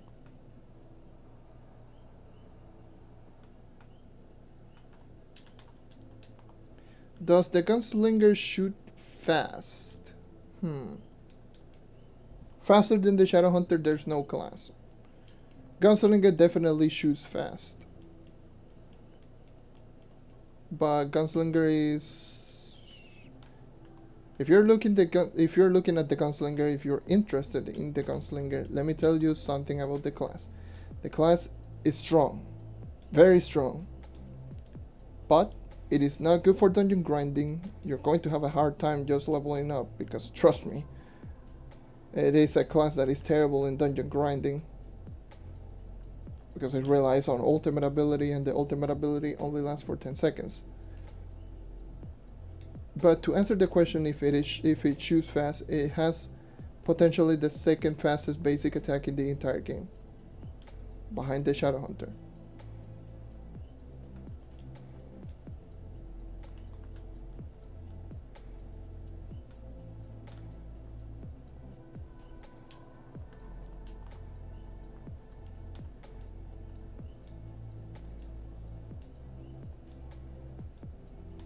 Ooh, give me that.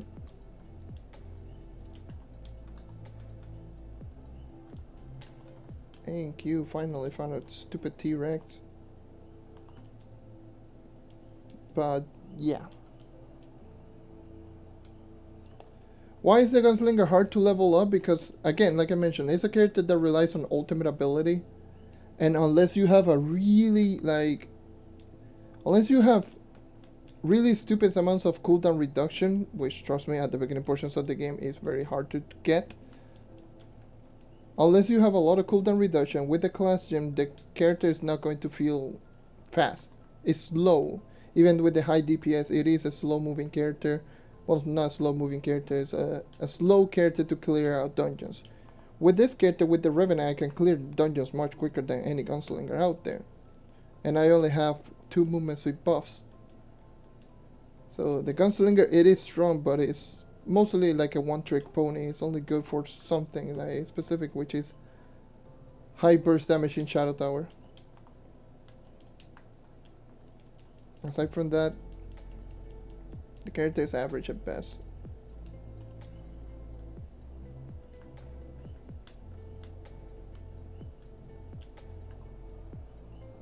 It's just, it is a character that you commit way too much for one enemy. Because you use the ultimate ability on one enemy, and then you have to wait until the cooldown resets once again, so you can use the ultimate ability on another enemy. Rather than another character that can just easily just go into a dungeon, kill the enemy with normal abilities or basic, move on, and then move on to the next dungeon, do the same thing, and doesn't have to wait for cooldown for anything. That's why the Gunslinger I don't particularly think is a good character to level up. But yeah. This is not U9, this is U7. I'm leveling up like crazy.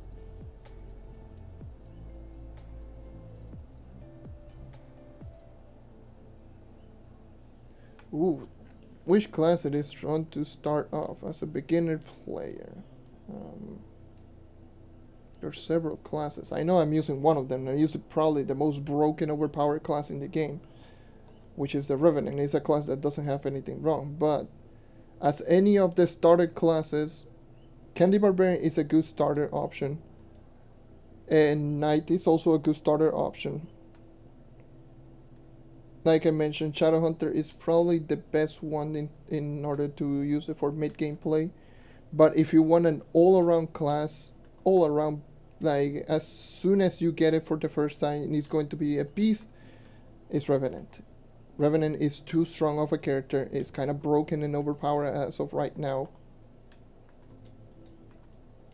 Like, it is, this character right now is kind of overpowered.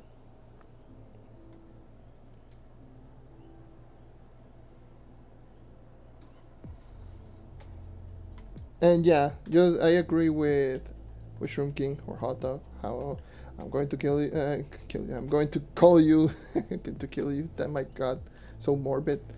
I'm going to call you Hot Dog. So yeah, I had to agree. Enjoyment over efficiency is the way to go.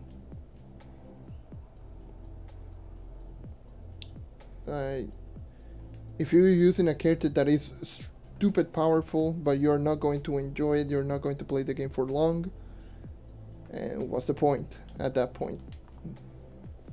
You use the class that you enjoy the most. That is the reason I use the Knight as my main character on my main account. I'm using the Revenant right here because I wanted to use something different.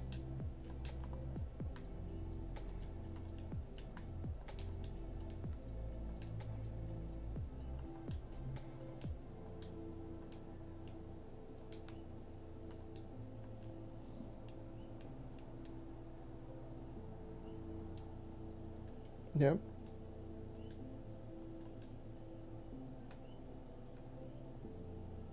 I'm using this character.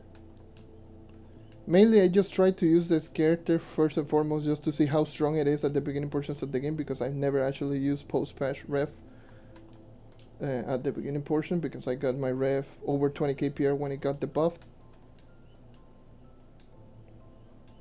But my god, is it overpowered. Like, I'm having such an easy time with this class.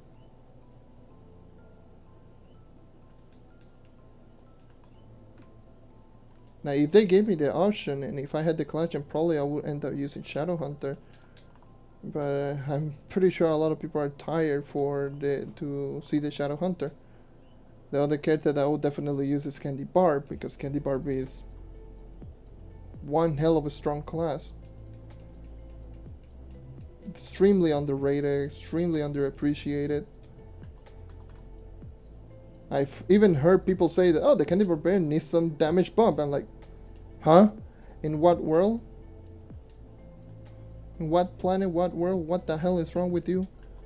What do you mean the class needs some strength, some damage bump?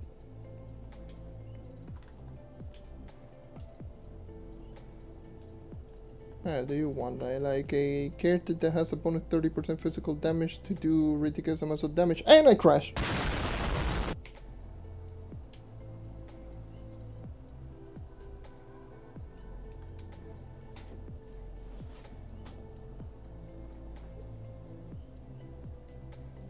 Yeah. That vanilla swirlwind needs to be that knockback needs to be removed entirely, completely.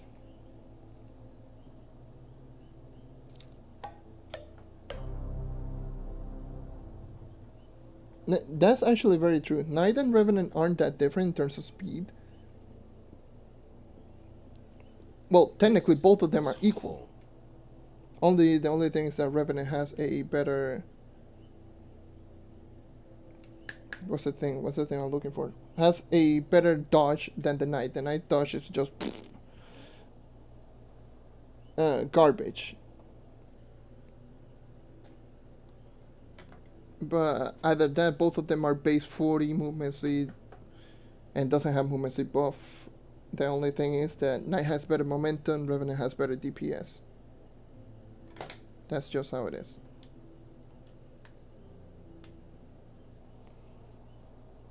But that knockback needs to be removed.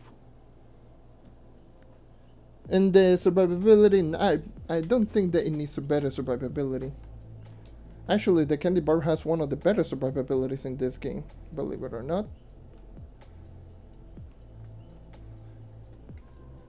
Like, it has a healing. Let me go into Candy Barb. I do even have a Candy Barb on this account. So every time you hit an enemy with this, it will heal you 10%. So if you hit like 4 enemies 40% immediately, this is no cooldown. This ability has ability has no cooldown.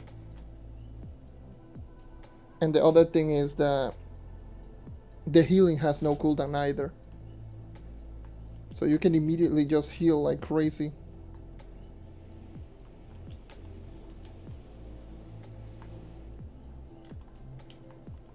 And yes, also, like, that's the thing with the Candy Barb. Like, Candy Barb is such an underrated class that a lot of people just, as soon as people don't use the character for speedruns and Shadow Towers in general, they just immediately wrote them off as a useless class. It's like, boy, let me tell you something. The character was not meant to be used only as a tank. Like, bruh. A character with plus 30% bonus physical damage is a tank. Why?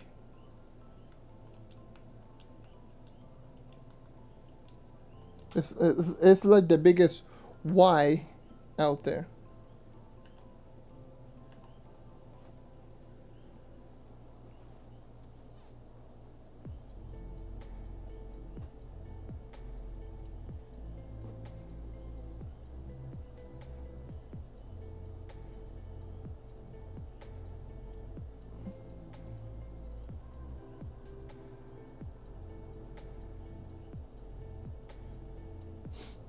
Knight is only strong for his passive. My god. You meant the subclass because the passive ability on the Knight is literally the biggest slash respawn that you will ever see.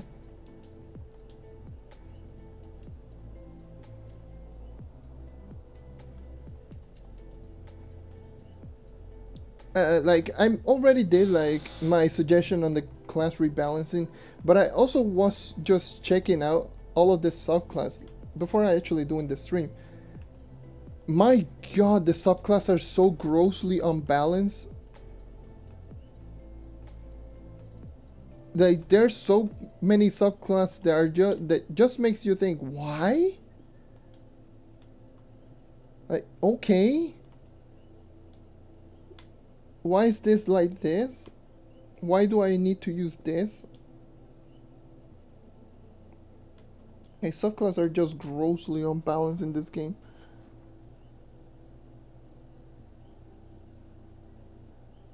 Yeah. I actually was on a Trove prey for a month, and then I just decided to use this again more often, and here I am.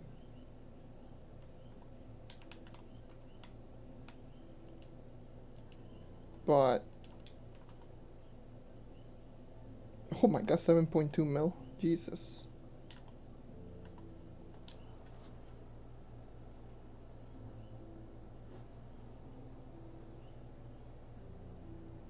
Like there's so many Y subclass in this game.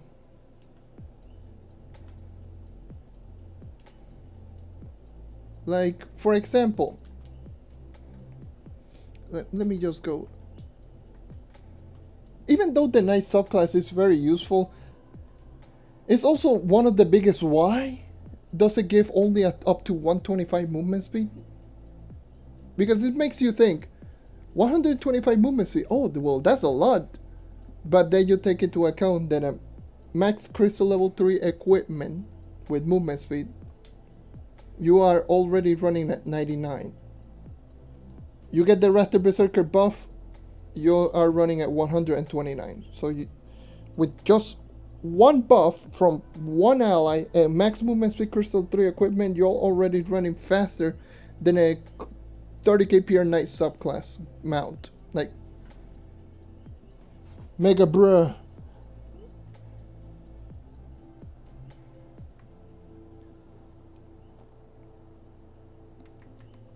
Then we move on to stuff like, what is the other subclass that I just, when I saw it, I was like, huh? The Neo Ninja subclass, which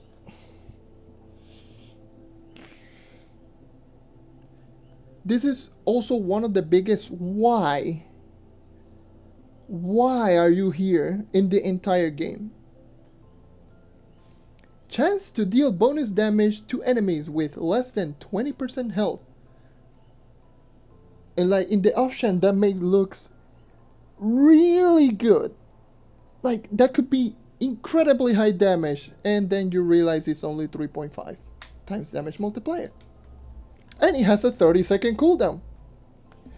And it's only like a 20 to 25% chance of proccing after it reaches 20%.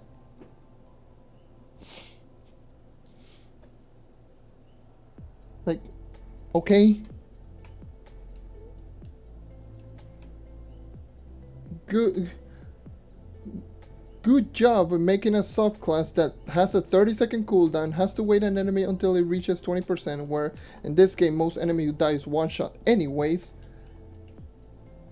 And then it only does 3.5 times damage multiplier with a 30-second cooldown at 20% chance. Oui? And yeah, like you mentioned, the Vanguard. The Vanguard subclass is also one of the biggest, huh? in the history of this game. It's literally useless to level up the Vanguardian for his subclass. It does nothing. Tier 1 not Nightlight, Vanguardian subclass and Tier 7 Vanguardian subclass does the exact same thing.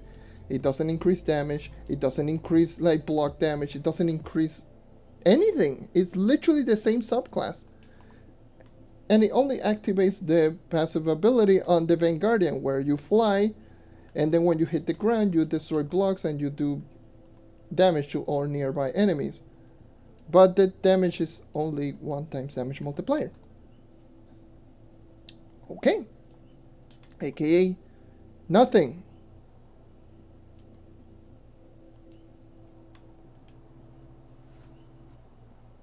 It's so stupid, it's so ridiculous.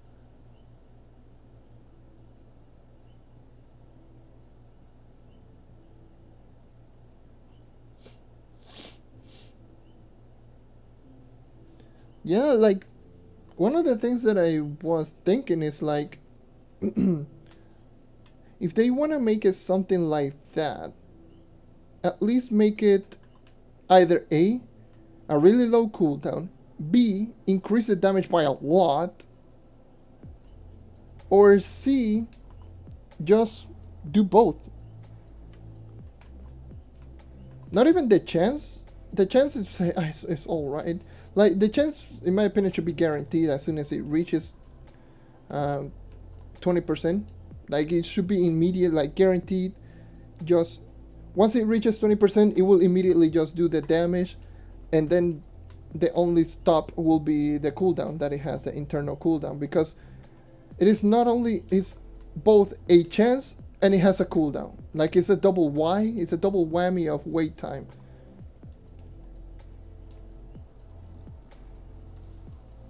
But yeah.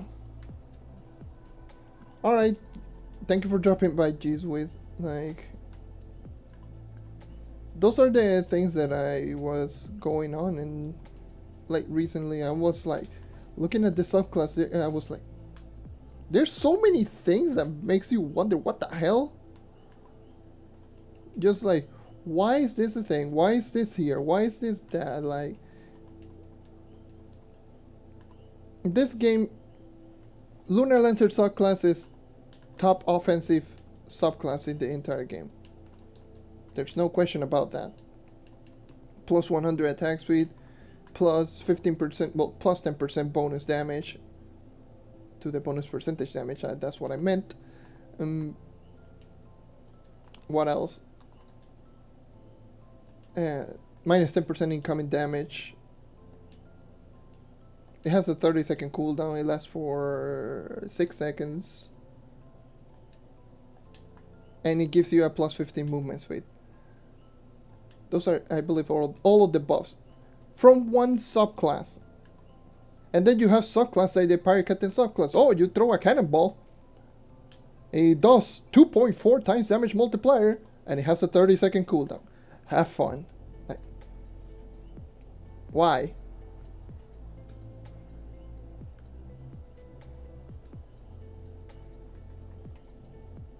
Oh yeah, I do have a class jump key. I got to 25.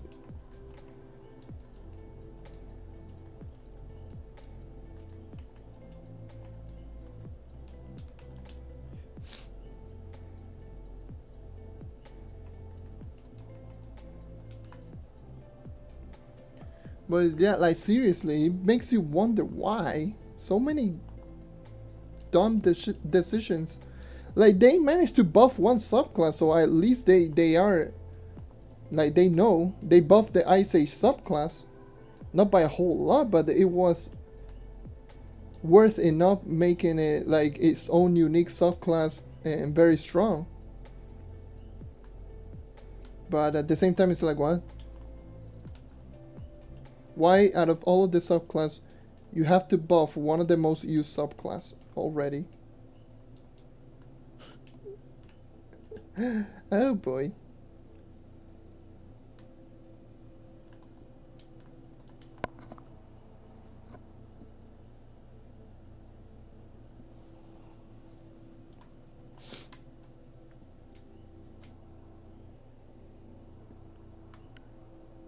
You want me to level Lunar Lancer? Or you mean like they should level up the Lunar Lancer? Like... Yeah, like immediately just level up the Lunar Lancer in general, just for a subclass. If you want a subclass, just...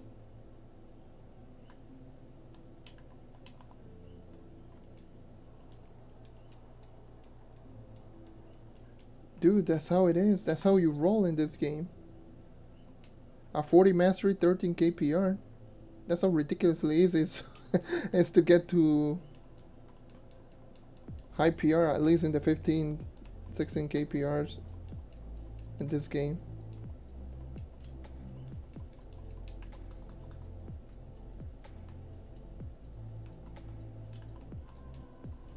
Mastery is not my priority yet.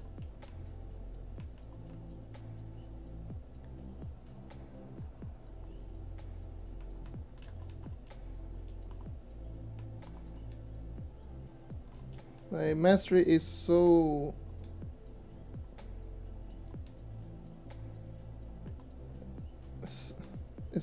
It's so important, but at the same time is...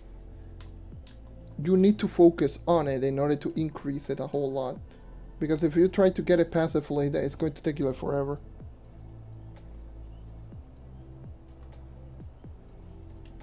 Try to catch your ult? Definitely not. I'm not gonna rush all the way to 400 or 500 mastery. There's no point.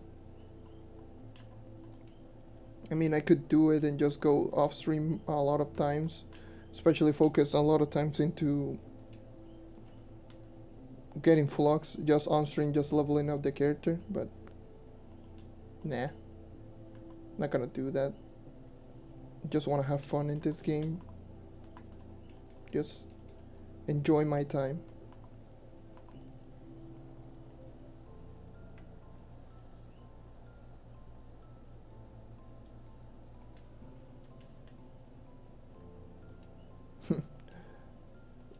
Revenant.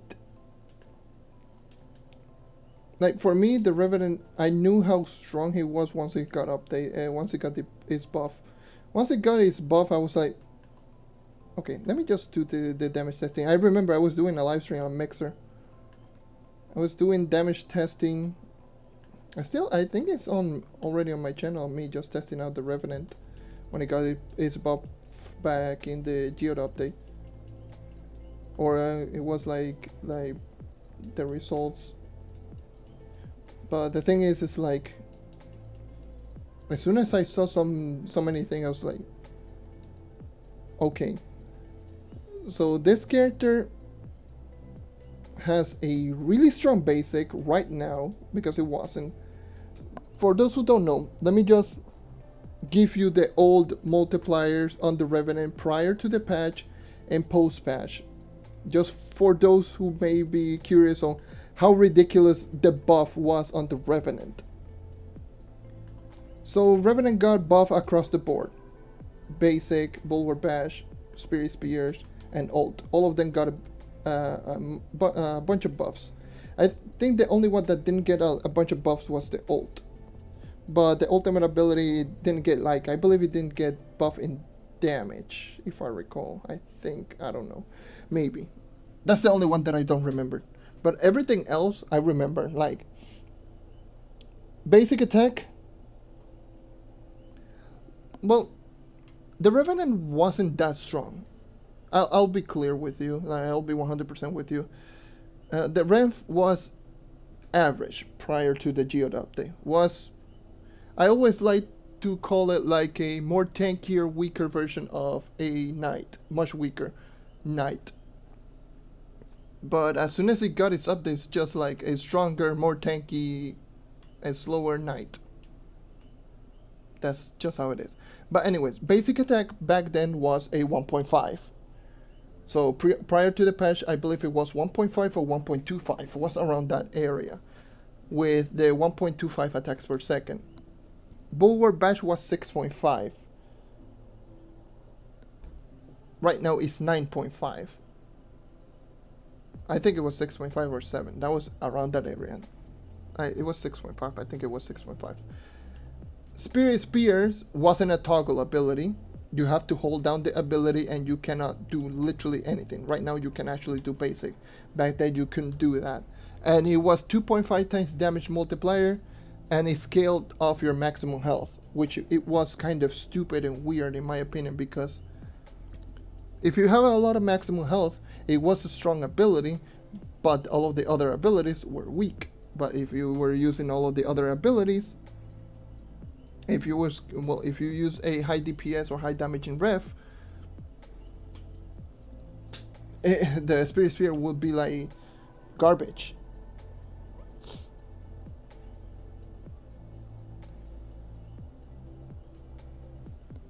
And yeah, that's pretty much how it is. Yeah, you actually only did this Bulwark patch on ref prior to the update.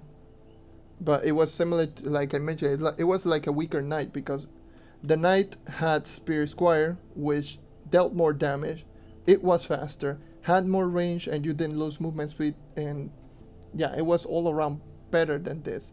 Now this one does more damage, it's still slower with worse range, but the damage increase is just incredible. From 6.5 to 9.5 is just outstanding.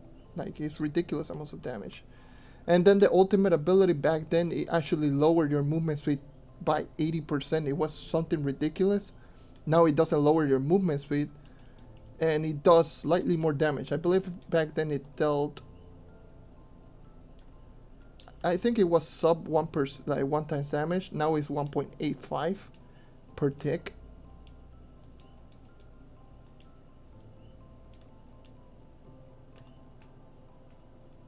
So the Revenant just got an overhaul of a buff. And if I recall correctly, the passive ability on the healing was maximum health base. So it was similar to like the Candy Barbarian Vanilla Swirlwind. So you only heal based around how much maximum health you had. Now it's based around how much damage you do. So now it's like the Tomb Razer's life steal, and that is what it made so overpowered. This class just brought everything so on a ridiculous scale on this character.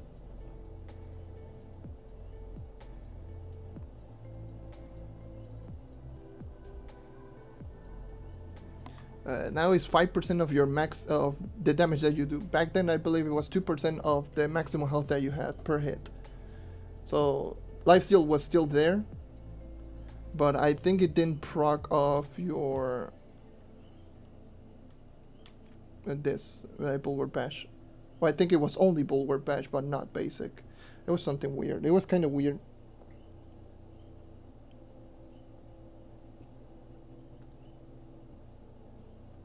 Nice, all auto attacks. Like the old basics, yeah. But I mean, the current basic attack on the knight is broken. It's literally the best basic in the game. Fight me, by the way, if you don't think otherwise. I'm being troll. But on a serious note, I still think that the knight has the strongest overall basic attack in the entire game. Right now.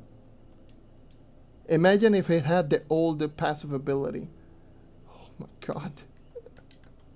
Broken basic.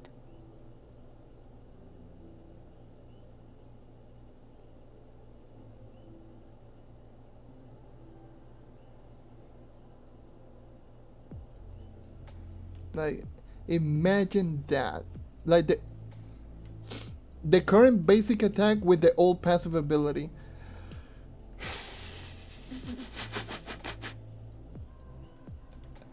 Just thinking about it, like, just imagine a 2.5 times damage multiplier basic attack with a passive ability that had a 1.5 second cooldown, which is stupid in my opinion, that deals 6.5 times damage multiplier. Well, each and every single time that you take damage for 1.5 seconds. Like, straight up. Can you stop disconnecting controller? My god, it's so annoying. Jesus.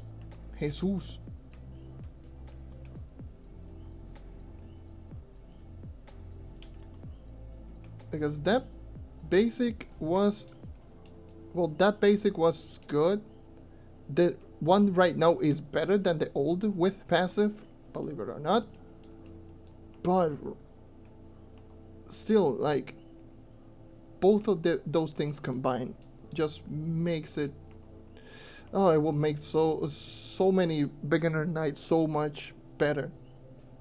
Because right now beginner nights are good, but oh my god, just imagine having a ridiculously high DPS basic attack all the time.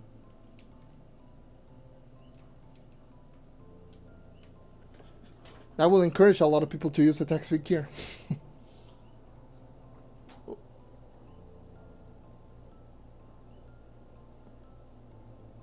Well, hashtag, that's just me. If you know this channel for a while, you should know that I talk about numbers all the time. That's just how it is.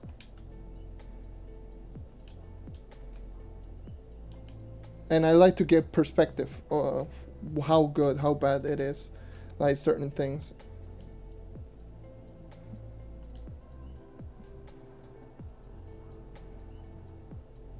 Like, everyone should know that if you've been following this channel for a while, you should know that I love talking about numbers. I love talking about stuff like this because this is a topic that not a lot of people tend to talk. Like damage multiplier, damage numbers, math in general about this game. And this is why a lot of people make wrong assumption or wrong recommendation. Well, I wouldn't say wrong recommendation, but there's no wrong in recommending something to someone. But and stuff like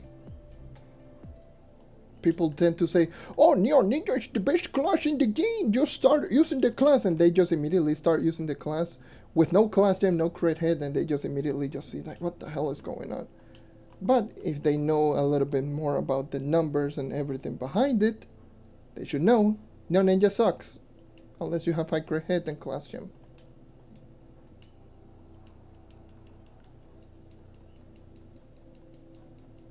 This is just a hashtag fight me again, like.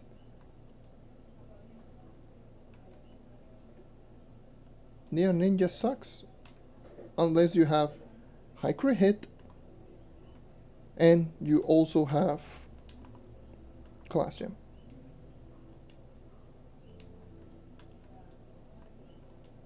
And there's still a lot of players that will tell you,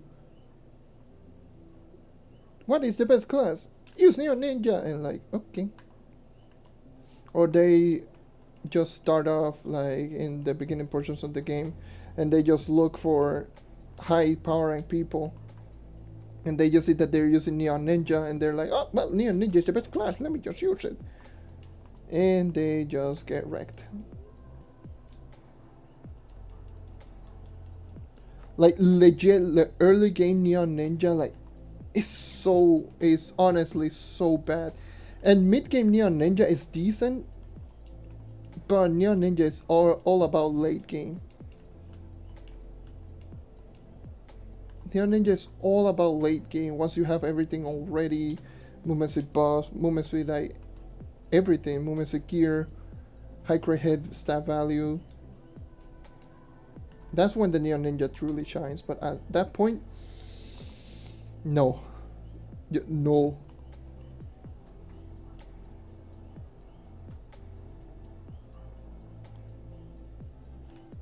Yeah. Dino Tamer is a good class. Also, it's not like, I would not say it's the best early game class. No. Straight up no. It's a class that relies on ult. But the class just quickly picks up at mid game. Around 15-20 KPR, that's when the class quickly picks up. Because it's easy to maintain the ultimate ability all the time at that point.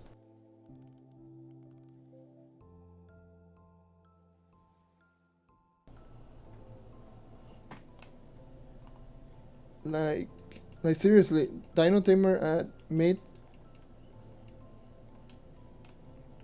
It's pretty decent. It's pretty good actually. It's another class that as soon as you have movement speed gear and you have cooldown reduction, that's when it truly shines. Because it has pretty good DPS, good AoE, good crowd control, it's fast as all hell. And it's a ranged character, so it will have really decent survivability. But early game... Early game Dino Tamer is a big no-no. No class gym, 12 seconds, and then without ult the character is literally the worst class in the game. Like, Dino Tamer without ult is the worst class in the game. It's so laughably bad, honestly, it makes me sick.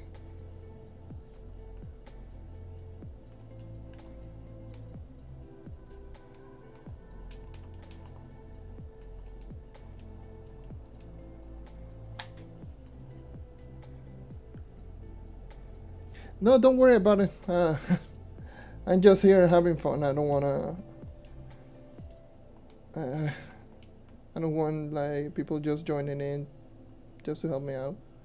I mean, if you want to join in, I don't mind, but I'm just here messing around. I don't try to rush.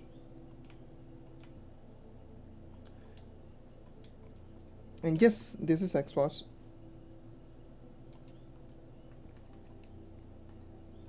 How many bombs do I need to buy? Oh,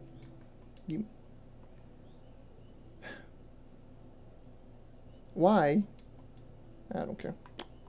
So easy to get flags anyway.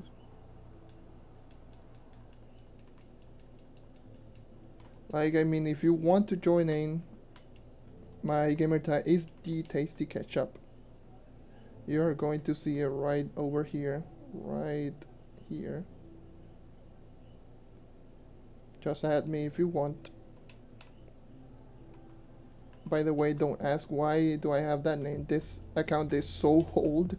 Like, this account, it was the account that I just made for Destiny 1, because same reason as it is right now. Like, on Destiny 1 I had literally everything, like all the exotics, every single character max light in everything. Like, I had pretty much everything,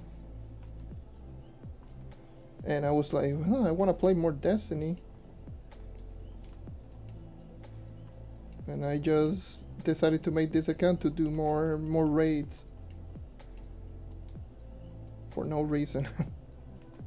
It's not like there was some trading system or something in Destiny. There's none.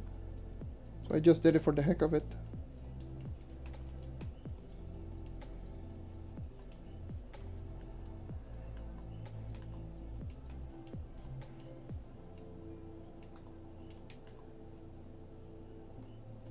So I'm halfway through level 25 already. Pretty nice. Started off at level 20. Did I start off at level 23? I think I started off at level 23. Already at 25. Not even using double experience potion. Not even a patron status. Just doing my own thing. I don't know why a lot of people complain about leveling up at this point.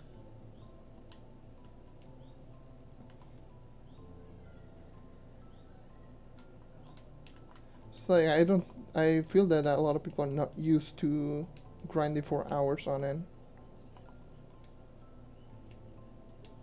I mean, if you want to progress into this game, you have to do it anyway, so I don't know why. And I know, by the way, I could just grind Nitro, get Flux, get Patron, and just increase my leveling progress much quicker. Which I might do it once I get into 30 and once I start getting into gems. But aside from that,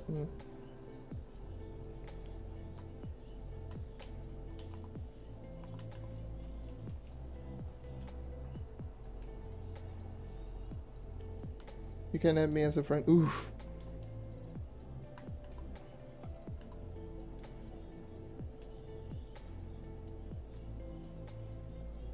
It's right over here. The tasty ketchup. All in one word.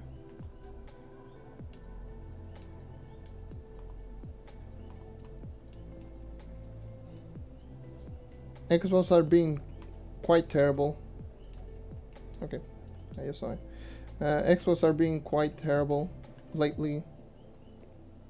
So, yeah.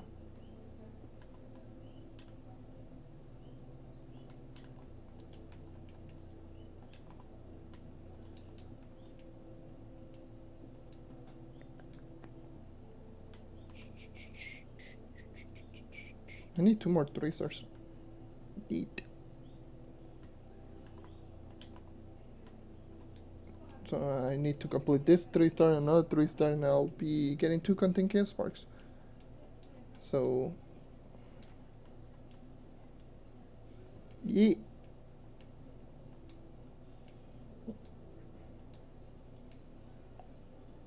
Please don't tell me you're like a neon ninja, by the way. If you're willing to join in, because you have no idea how many times I see. Oh, that's the 3 star. I see so many people just. Hey, you're a gunslinger. Like, you have no idea how many people are just like, I want to help you out, and they just join in and they just go immediately with neon ninja, start speed farming dungeon. If you see it, just kill it. I don't care about it. I only care about the EXP, so feel free.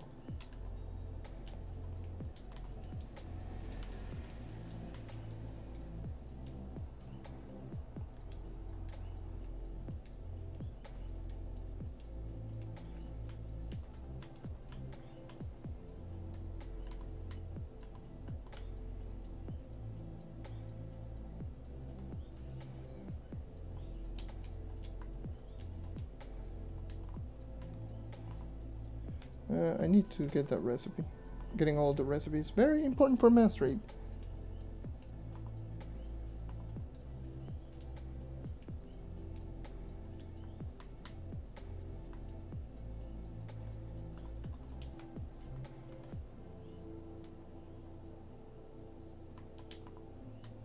Like, again, I'm doing fine as it is.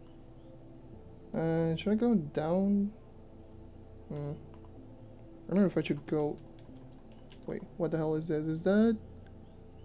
I can barely see it. Is that? That's a Jurassic plane, so I will go into the Jurassic plane. Don't care. How long have I been streaming? I know there's the part 1, which was like 20 minutes long.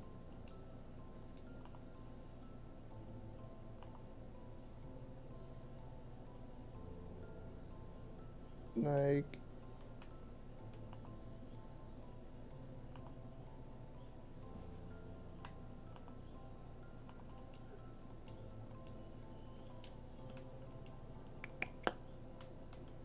okay. I keep moving on.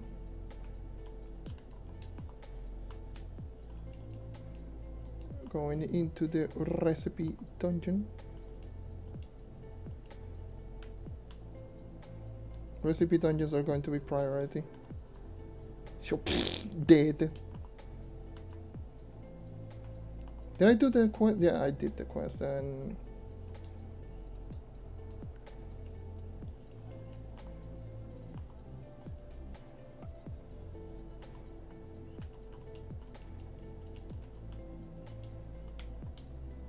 that's a world boss. I don't care for it. It's a one shot. You can switch to a character that needs some levels. This is only Uber 7. So I think it's best just to use a character that you need levels instead of using your strongest character. Just letting everyone know out there. I think it's best.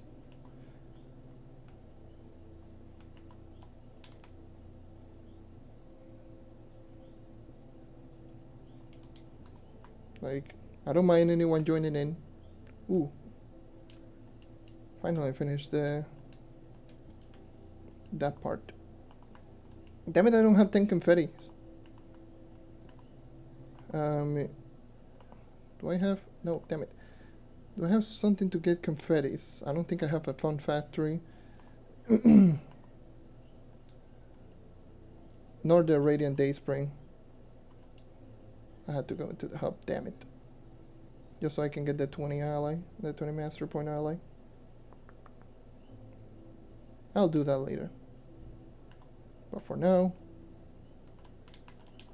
just keep doing this.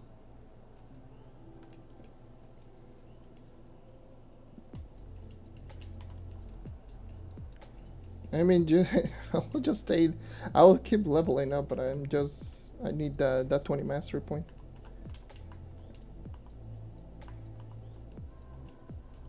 Just going to keep doing it.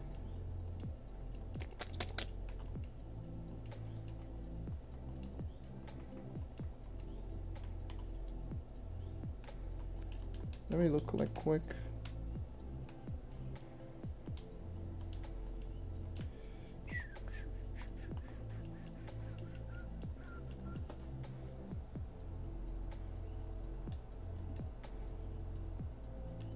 For a resistor costume, how much? Wait, that is a dungeon, right? Yeah, that is a dungeon. I just ran past by this dungeon. Let me see. How much does resistor costume cost right now? The thing is, I don't know. Because I don't know the prices on the materials. Doesn't the resistor costume cost sentient shard? I mean, they should be around 300-400k. If there's any tradable. Let me see.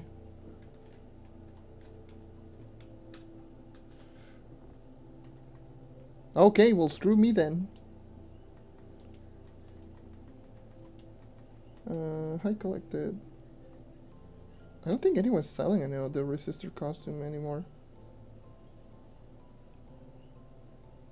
And no one's opening like the stupid graded neon catches. I believe those are already gone from the store, so I mean, I guess in worthy materials I have no clue. It shouldn't be that expensive. The only thing that is going to be somewhat expensive is the sentient shard. Where the hell should I go? It's here.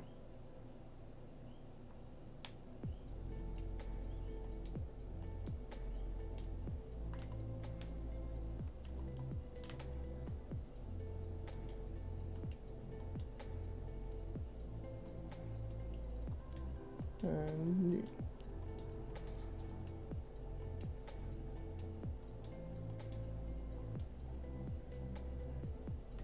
okay.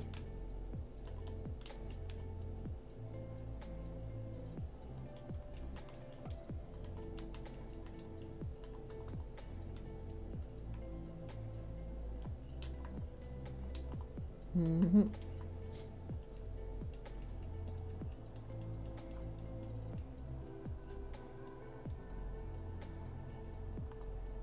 But don't worry about me, just I will not go into Uber 9.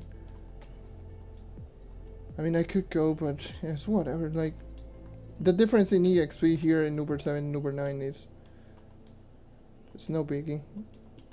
I know I could just that could be the most efficient way for me, but I don't care to. I just want to have fun in this account.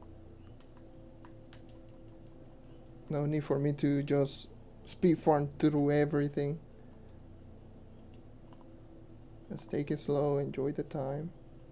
At least showcase people how to actually level up in Uber 7 for the love of Christ, because it's kind of ridiculous because a lot of people say, oh, I cannot level is too difficult. It's like, no, it's not difficult.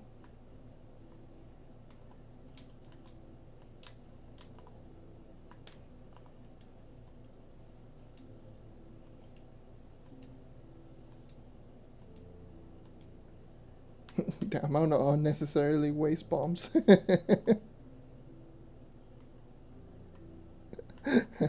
That's so funny. The entrance right there. Bomb, bomb, bomb, bomb through the entrance. Like a bruh.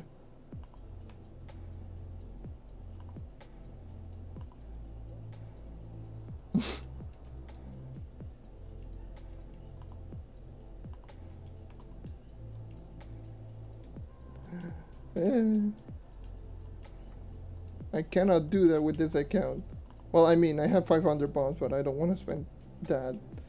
I'm very poor. I got only like 20k flux. No need to spend an unnecessary amount of bombs.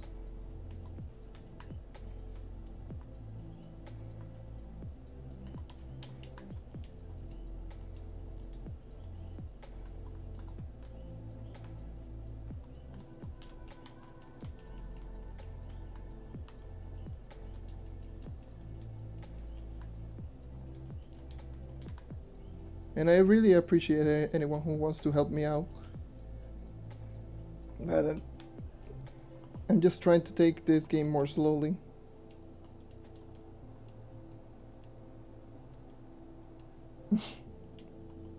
Yep, I have no idea. It just went crazy, just throwing bombs everywhere. Like, okay.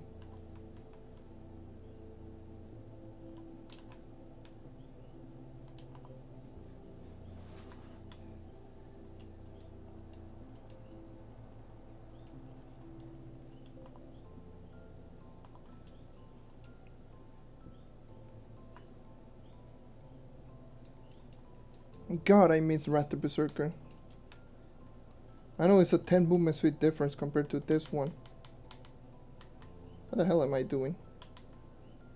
I just did the stupidest loop ever.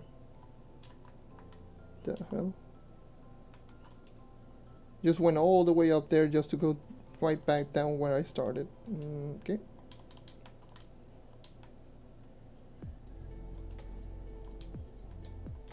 Collect. Move on.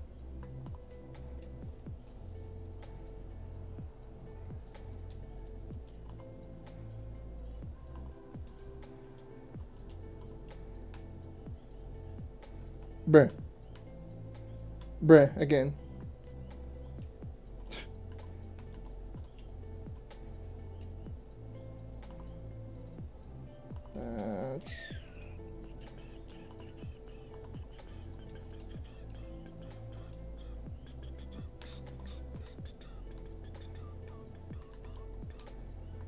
Boss.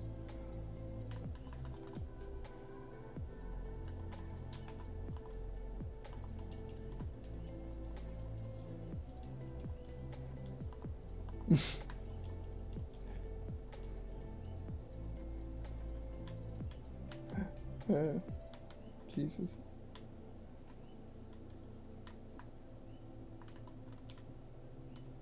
I just kill it. Okay. Oh, we need to do 3-star. Rawr. I got plenty of jumps, I can do that. Give me that 3-star. Wait.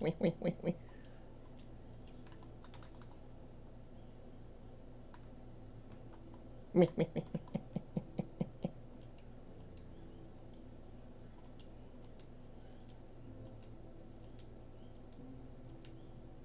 All I need is the EXP. Give me the EXP.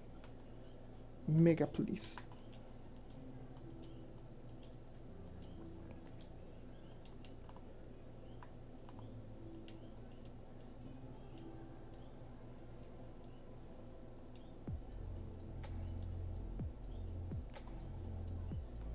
Okay, why?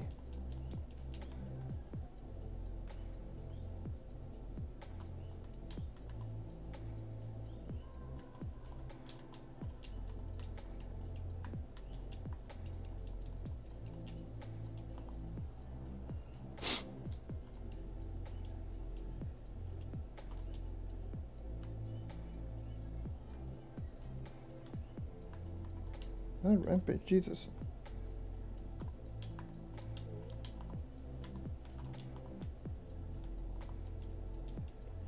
almost halfway through to level 26, which is not bad.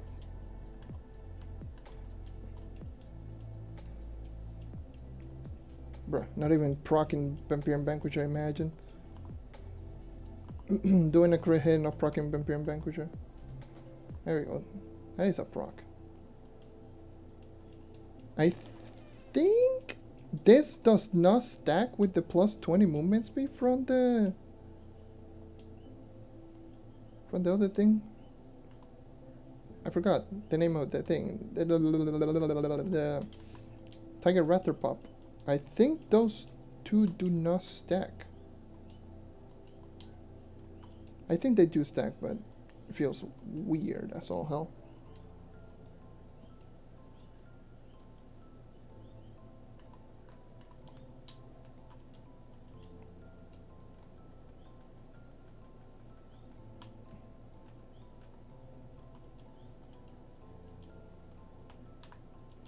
There's a 3-star camping.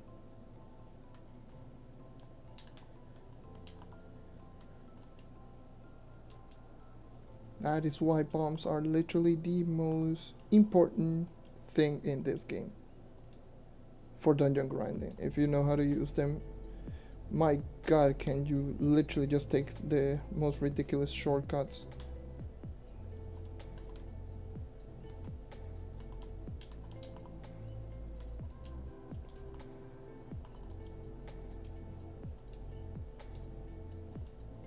You know, I really wanna just start grinding some extra flux.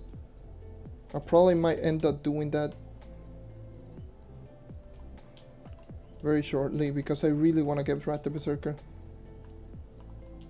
I read that recipe. I think I will just grind up at least 100k, up to 100k.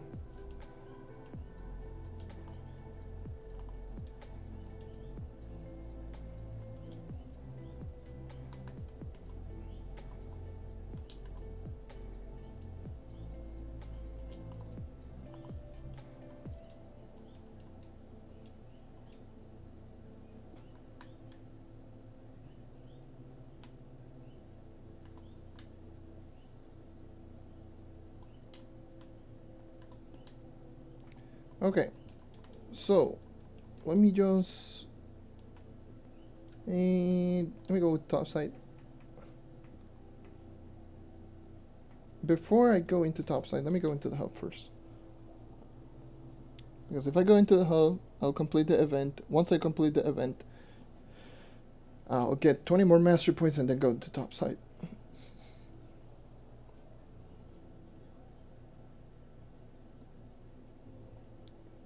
I put on sale some fairy dust. They never sold. I'll just keep them. Holy lag! What the hell?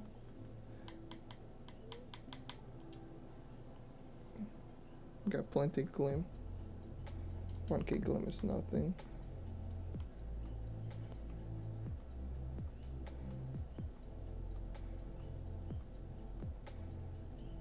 Alright. Give me then 20 mastery points. Level up my mastery. Neat. I mean, look like right here since I'm already here.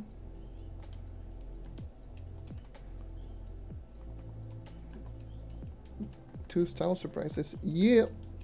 There's 2 more mastery points.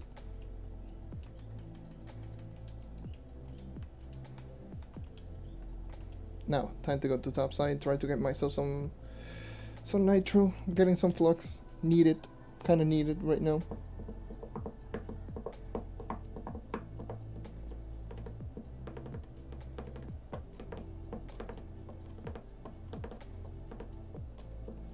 And by the way, before you ask why am I not doing this, just going into my main account, sending flux to this account or sending a Rat the Berserker.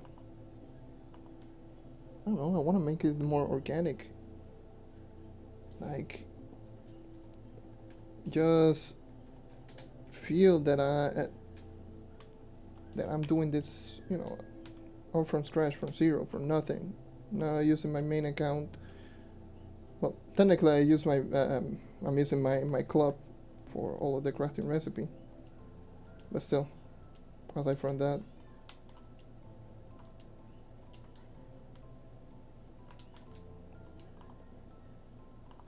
Ooh, a tunnel.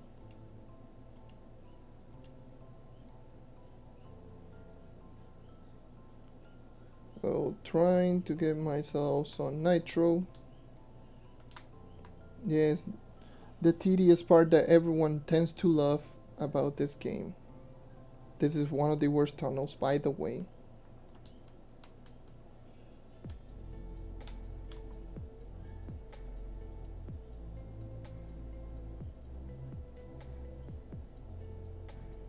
Like, legitimately, this is one of the worst tunnels ever.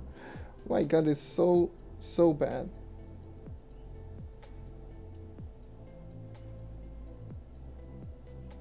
It's so bad, so unreal.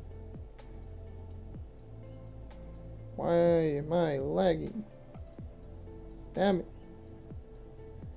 Usually you'll find like a bunch of nitro like from the walls everywhere. Nope, this time it's a no.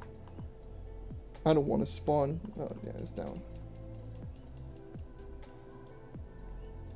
It's literally down. I use the regular wing so I can get more movement speed. I grab that nitro. Grabbing every single nitro that I can get. Oh, that is the wrong button.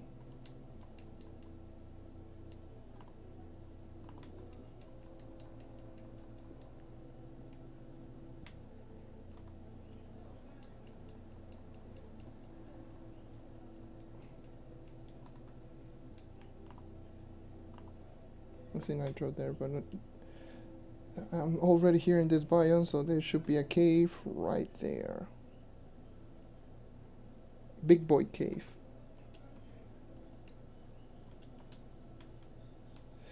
Oh my god, I'm lagging my... Oh, help me. I'm going to die. Because I'm getting hit by a random enemy. You! Why are you attacking me? Screw you.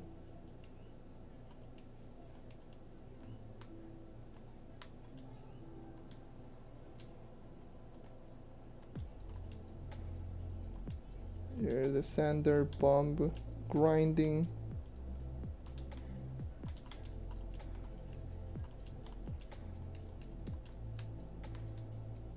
And a miss. There we go.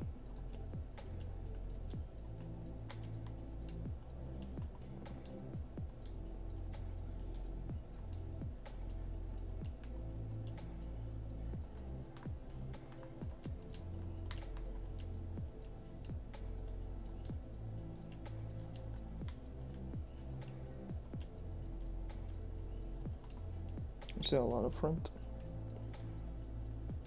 And yeah, but this is the tedious part of the game. Of just grinding nitro.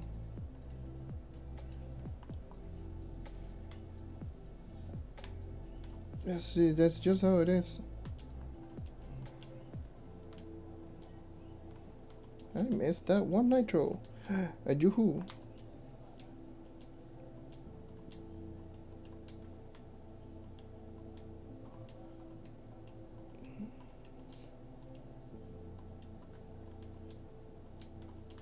Now people ask me how to make flux. This is how you make flux as a non-high magifying player. It sounds tedious, it sounds ridiculous. It is kind of boring, let's be real.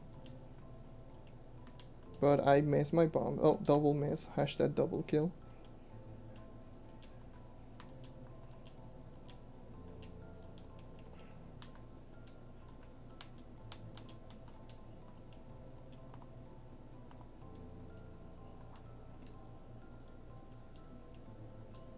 You do this for a couple of hours. Using Neon Ninja is very useful.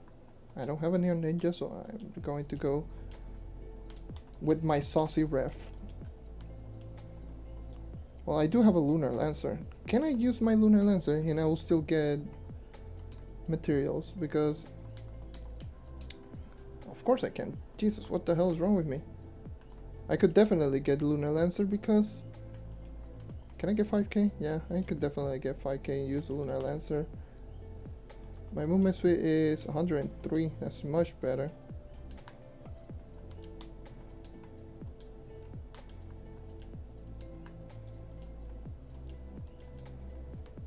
It's better than 87, let's be real. Like, goddamn.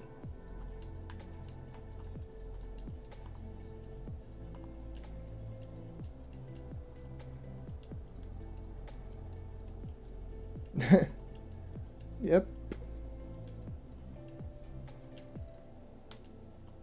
That's why the Neon Ninja is a good farmer no matter what. Oh my god, my laser sucks. Hold on, give me my laser ring.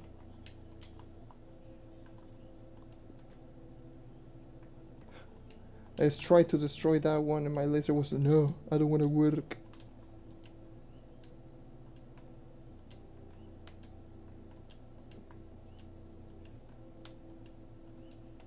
But then, I was saying, the Neon Ninja is a good overall farmer when it comes to other types of materials, but dungeon grinding is only endgame. Which is still very good to have a Neon Ninja unlocked. And always pretty... It's pretty good to have it because at least even leveled up just a tiny bit.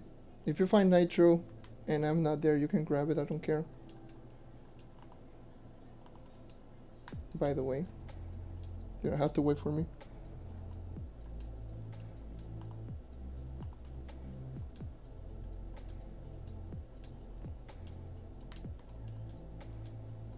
I know that's the purpose of me grinding, but I don't want to waste anyone's time.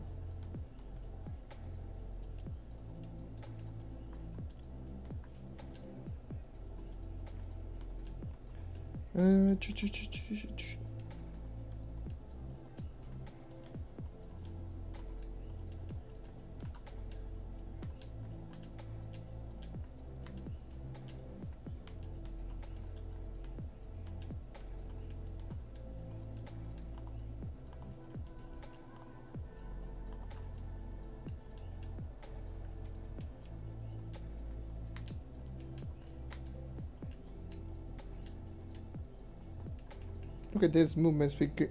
Damn it. I wanted to do like a movement speed trick kind of thing.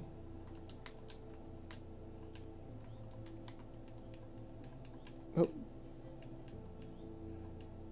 Oh, Jesus. If I get attacked by one of those enemies, sure as hell I'm going to die. Like a solid Lunar Lancer fighting against nothing. I mean, I could just equip Marshall. And just go insane high burst damage with Lunar Lancer.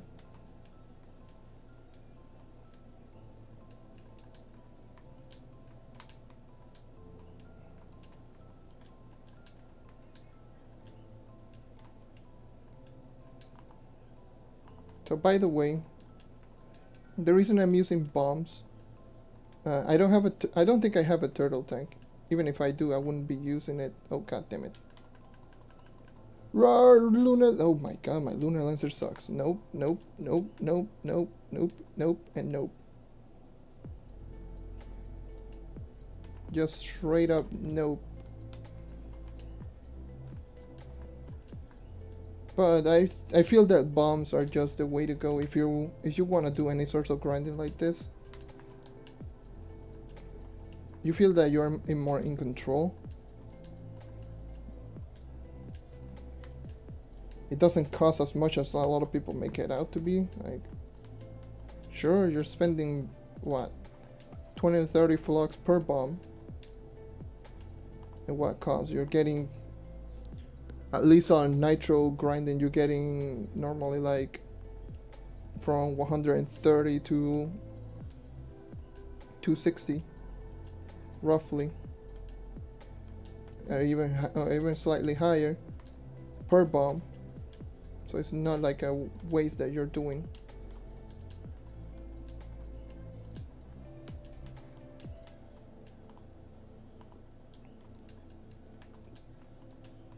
Like with bombs you have so much control, it's honestly unreal. I mean, you could do the same thing with something like Turtle Tank, but Turtle Tank doesn't have the big radius like this, like the regular bombs. Like the regular bombs have just insane radius, and you can find stuff like that one. And nitro or items that are just, for the most part, hidden. Oh my god. No, no, no, no, no, no, no. Please, don't attack me. Please. Oh Jesus. Oh god.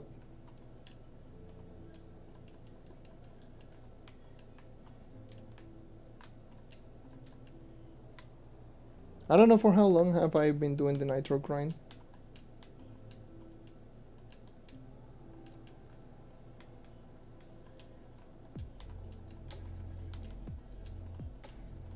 It shouldn't be that long, obviously. I will probably say around 10 minutes. I've been doing right now the nitro grind. Or 5 minutes. 5 to 10 minutes. Roughly. On non-patron day. Oh god. Okay, I thought I was getting attacked. Just messing around, throwing bombs everywhere. I got almost 200 nitro.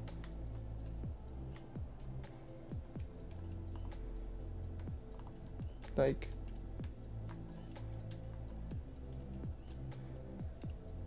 almost 200 nitro. I had none, by the way. Just throwing bombs around 10 minutes. That's around 1.2k nitro an hour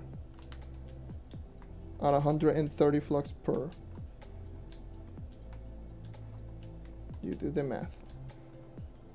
That's how much flux I'm doing per hour just doing this right now.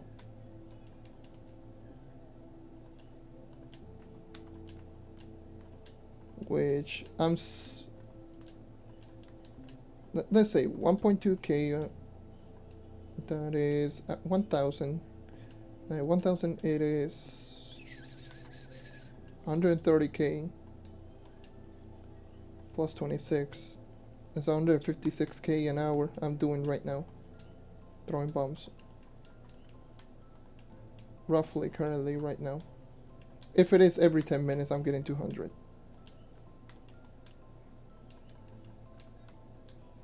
So at this pace, in 3 hours, I should get myself. I can get myself a 15-day patron pass.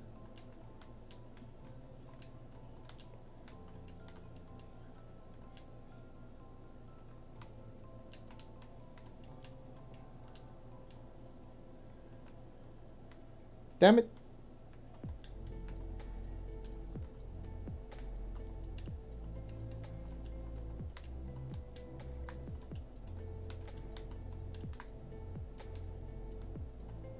I thought I didn't grab any.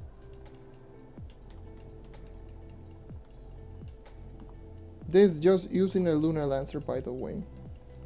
Not a Neon Ninja. If I were using a Neon Ninja easily, I could get into 170 to 180k flux an hour.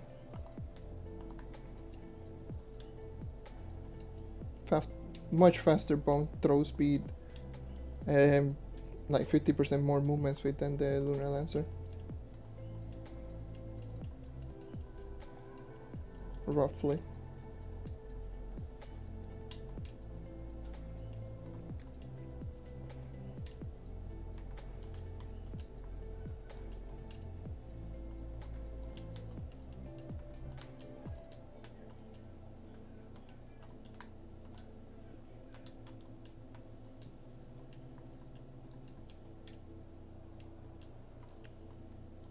I still can't believe there's 11 people watching me just grind nitro on a new account.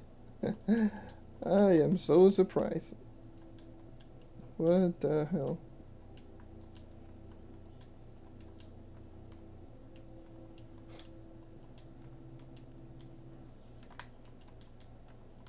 Just me talking nonsense and grinding nitro.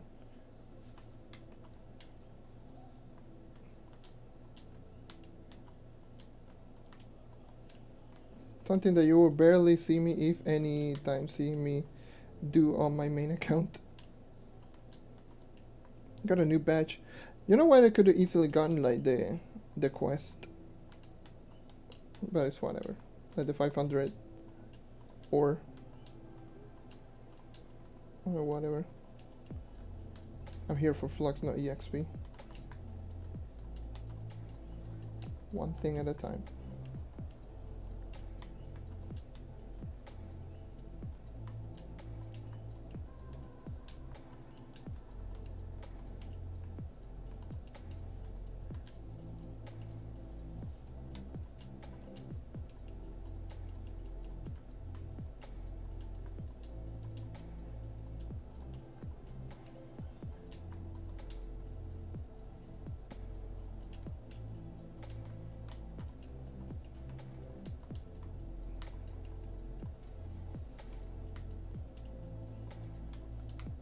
Alright, Captain, during beta, I picked the Lunar Lancer on this account.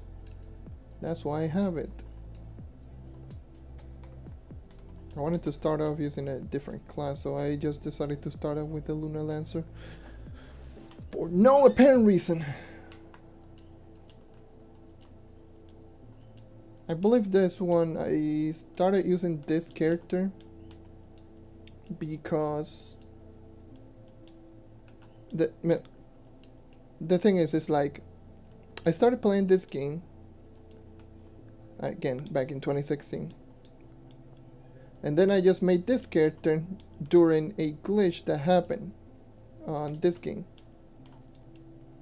No, it wasn't a glitch, it was more of the actually made this account just to grind more shadow towers, just to get more titan souls, just to get more flux. And I'm going to die. Most definitely this is where I die, by the way. Oh, thank you. He stopped attacking. So I only had 3 characters on my main account, and I just decided to use this account, and I was like, you know what, which character have I not seen anyone use? You know, let's pick the Lunar Lancer. You know, because my friends used to use either Revenant. It was Revenant, Gunslinger, Neon Ninja, Shadowhunter, the one that they were using, Draco. And me myself, I had the Ice Age Knight and Candy Barbarian, so I decided, you know what, let's use the Lunar Lancer.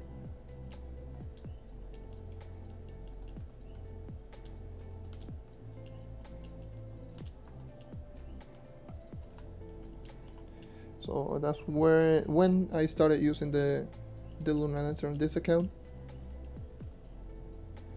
The Revenant, I got it because I still had one one class coin that you used to get for reaching Mastery 25. And Mastery 25 back then was different types of rewards. You actually could pick any class that you wanted because it gave you like an untradeable class coin. So I still had it, and I used it to unlock the Revenant. Then I just got the actual starter class coin, like the one that you get from the store, and got the Candy Barbarian. And if I recall, those are... And the Draco is just because you actually can get the Draco free, if I recall. If you go into the store, you can actually get the Draco for free. I don't remember, but I think you can here on Xbox. You can just literally just pick the Draco, go into the store inside the Microsoft store, and there's going to be a DLC for the Draco, and I think it is free. I don't know if it is available anymore, but it was available, so I just got it. And that is my story with this account. Look at all the Viridium, Jesus.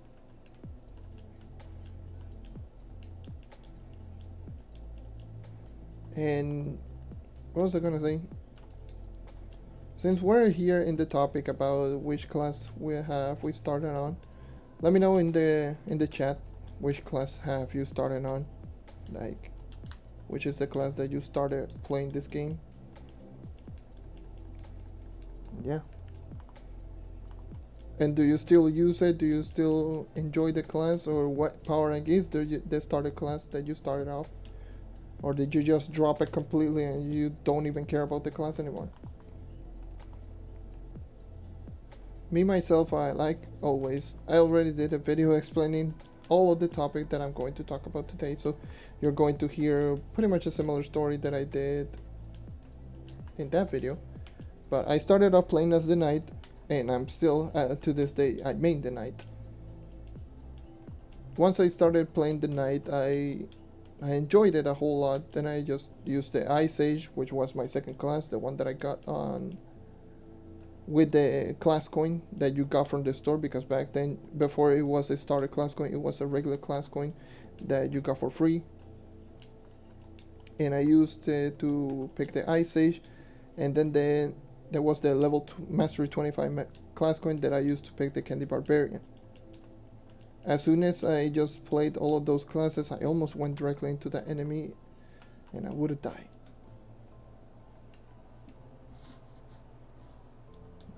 You like them more than the Gunslinger the Fae? The Fae is actually a really underrated class. It's such a good class. Like, it is a really fun class. So afterwards, after having those three classes, you know, using all of the trial classes, I noticed that the Shadowhunter, I enjoyed the Shadowhunter way too much. Out of all the classes, for some reason the Shadowhunter just clicked on me. And let me tell you, this is pre-class gem Shadowhunter, no class gem Shadowhunter. I just enjoyed it, and still to this day, I really do like the Shadowhunter no class gem. But class gem is much more fun. But I enjoyed it way too much. It was like, damn. Getting this class, I had to pay real life money because there was no credit potion, by the way. And there was no chaos crafting table. You have to spend real life money in order to get any other class. And I was like, damn, I really want to use this class. And then I just saw the Essentials pack, which I don't think is available anymore. And that Essentials pack, oh my goodness gracious, that pack, it was like the best pack ever, because currently the only pack that you actually get to unlock all of the classes is the Swick 16 pack, which is, in my opinion, much better than the Essentials pack if you are only looking for those type of things. But the Essentials pack, what it did, it gave you like the fire wings. Do I even have them on this account? Which I don't think I have. No, I don't. I have on my main account, which gave you like the fire wings, a boat, a couple of extra little things like the Trovian boat with the sail, a Trovian hat style, and it actually gave you 12 class coins. Yeah, it was 12 class coins. By the way, back then there was only 14 classes, no Dino Tamer, no Vanguardian. So I had an extra class coin, which, by the way, I used it to get the Dino Tamer once it came out. But I just decided to get myself the Essentials pack, which actually gave you 12 class coins. Use it to unlock every single class in the entire game, and then just immediately started leveling up the Shadowhunter. And once I got the class gen, I just fell in love with that class, and until this day, it is my second favorite class in the entire game. My favorite, obviously, is the Knight. And then I just decided to level up all of the other characters to at least level 20. That was my first goal. Back then, once I got all of the classes, it was got to the Knight to level 30, get the Knight to 10 KPR, at the very least. Level up the Shadowhunter at least to level 20, and then I just enjoyed the Shadowhunter too much that I just leveled up all the way to level 30, like just leveling up like crazy. And then I just decided to level up all of the other characters to level 20. That was my first goal. Get at least all 14 characters that were available back then to level 20. Once I did that, I started leveling up all the classes little by little to level 25. That was my second goal. It was level 25 all classes, or at least level 25 or 26, depending on how much I enjoyed the class. Like the Candy Barbarian, it was 26. Classes like the Chloride was like 25 or 24, 25, something along those lines. And yeah, that's pretty much how I did everything. I think the Gunslinger is a boring class. In a nutshell, the whole DPS class is old. Yeah, man, that's how it is. The class is just ultimate ability city. That's just the Gunslinger in a nutshell.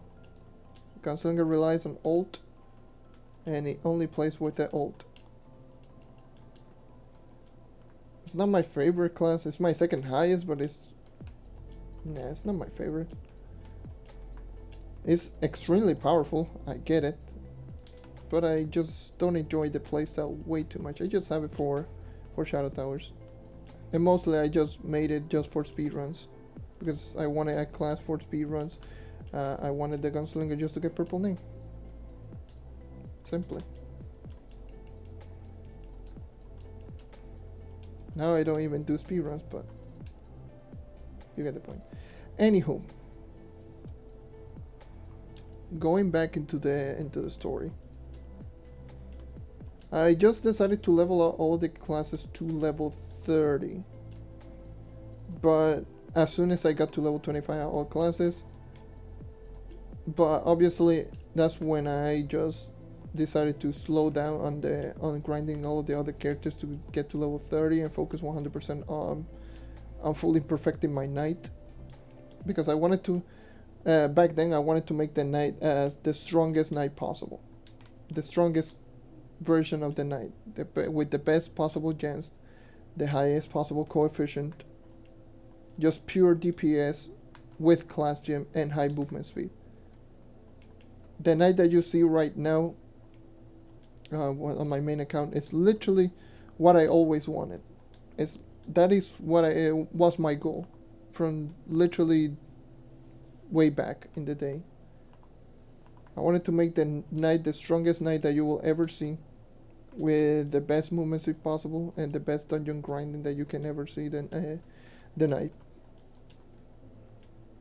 I don't know if I managed to succeed 100%, but at least I think I did a pretty good job, at least to showcase how good the class is.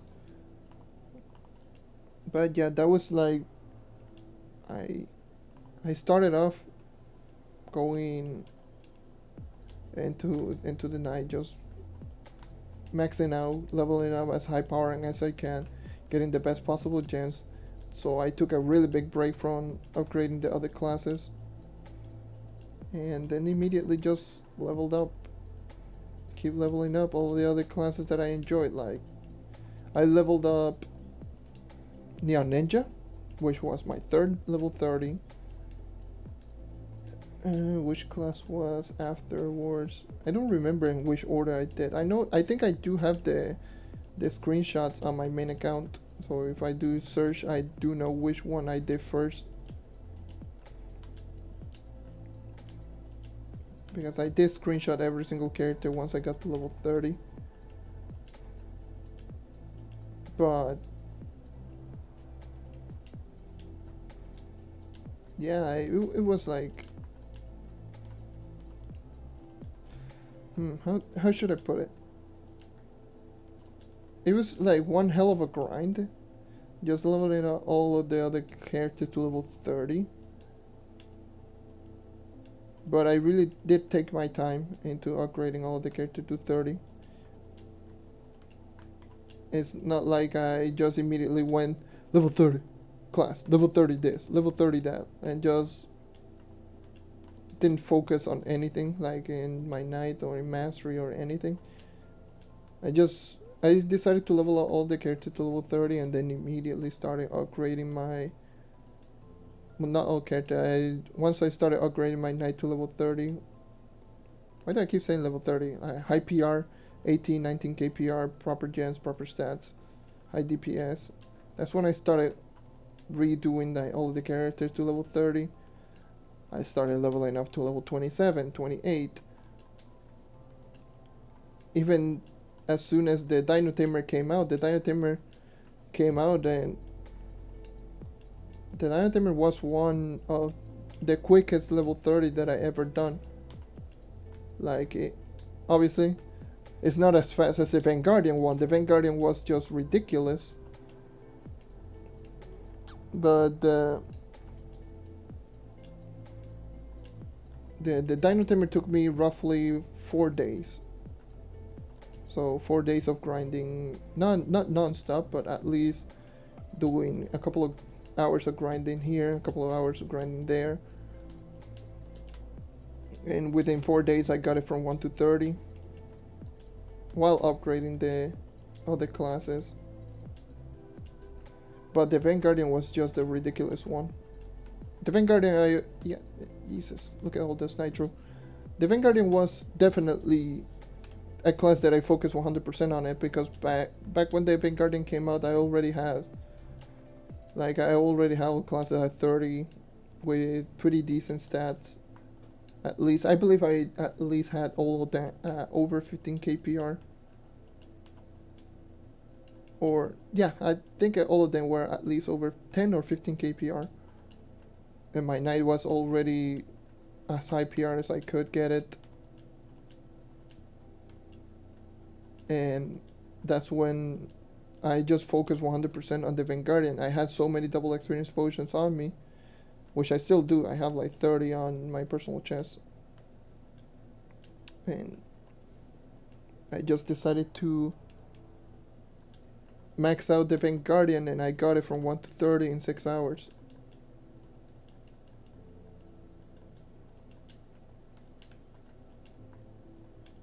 Like, literally, that's how hardcore I went for the Vanguardian. Level 1 to level 30 in 6 hours. You can imagine the amount of how hardcore I went into the grind. I used double experience potions, obviously, and I was a patron player, obviously. It wasn't EXP day because Vanguardian came out on a Tuesday. So I just got the character to level 10 in like no time.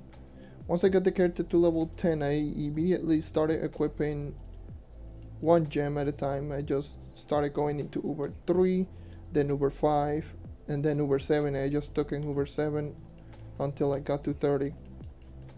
And the Vanguardian is so ridiculously powerful that it didn't even matter. So, yeah. It was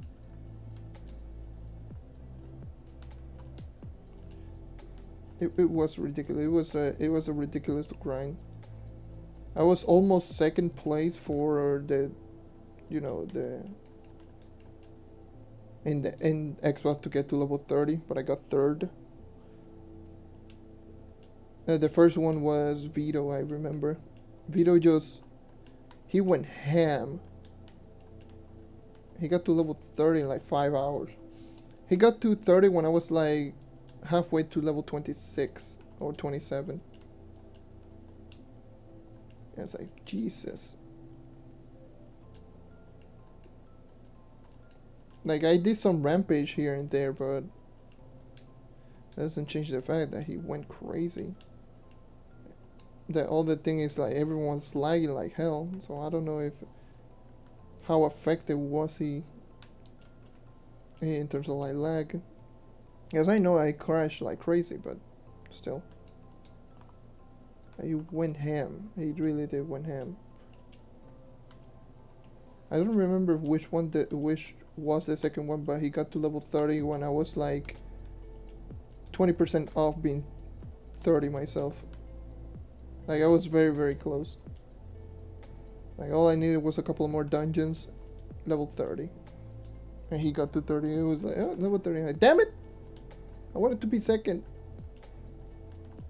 And, well, I got third. It's like right now, I really want to get to top knight. But I'm just tied for third. If I had that stupid pack, that stupid store pack, I will be tied for second. If I were this close, like very close to tied for first, I would definitely just grind for top knight. Most definitely.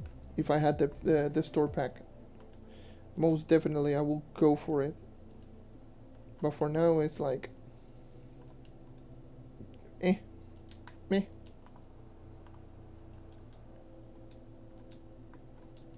I mean, I'm still farming here, Nitro. I don't know how much I've gotten. Let me see. I've been just talking about, I got 626. And I'll put them all of them right now in marketplace. There's 124, so that's 77k. So I'll put that at the same price at 124. I don't care. I'm gonna keep grinding some Nitro for a little bit. I mean, that could be more than enough to get Rat the Berserker at that point, but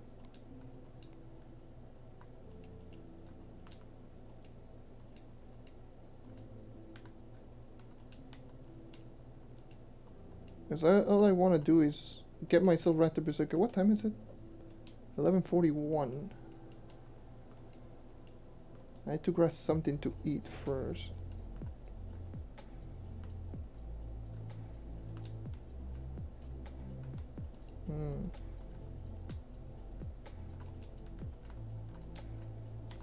Like, I haven't eaten all stream, nor drank any water.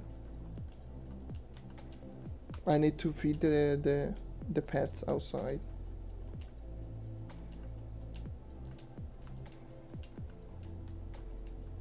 But that doesn't take that long.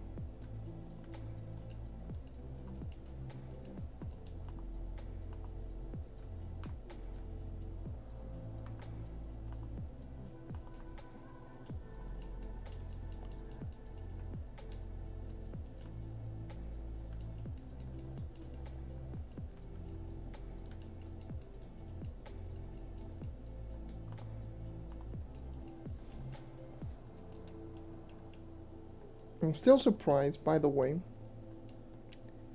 on,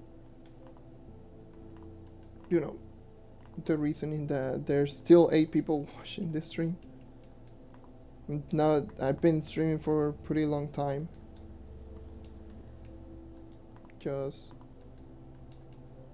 running around trying to get myself Nitro so I can get myself locked for the stupid Rat the Berserker because I'm poor and I'm just a straight up poor bastard and I'm going to die. Well, I appreciate everyone out there who just tuned in and just sticked around for this amount of time. Like, seriously. I normally don't do a lot of streams. Well, I've been doing more recently. Because it's like, if I don't have a video at least made, I can at least do a stream and have something for you guys. Especially with this new account, now that I have an excuse to play this game more often, especially play more on stream.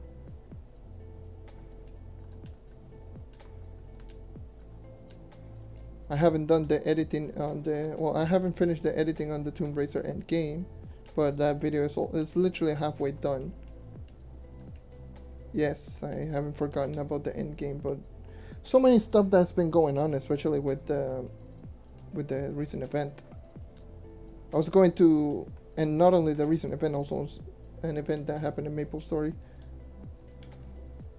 which is also another thing that's keeping me preoccupied.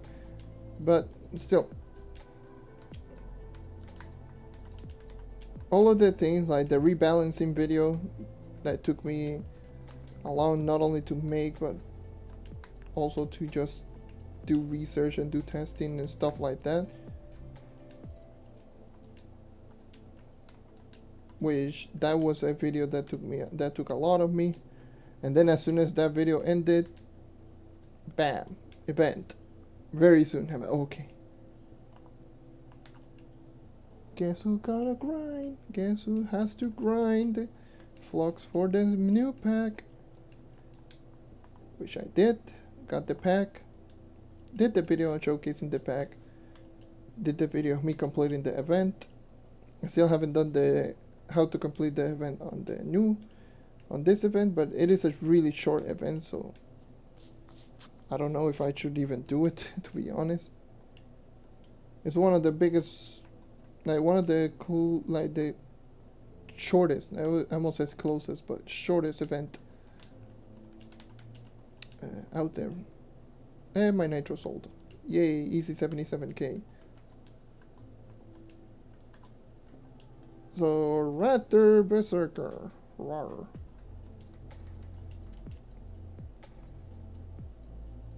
$73k, gimme.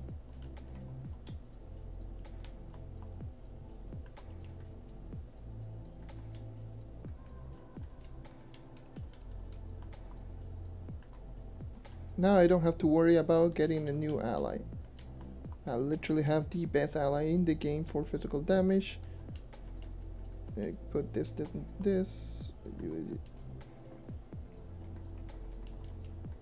And that's how you make flux in this game. Easy money.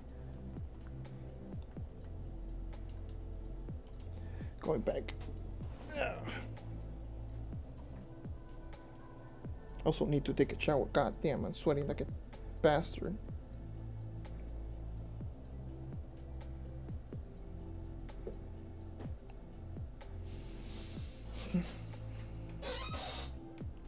Okay.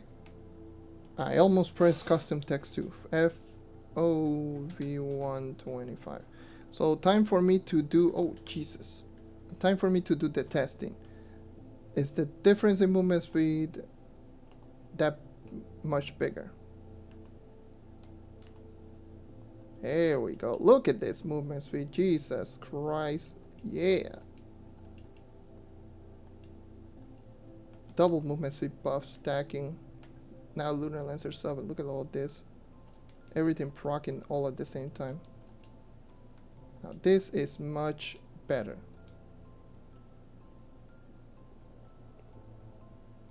So this is much better. Let me just do this. Dungeon is right next to me.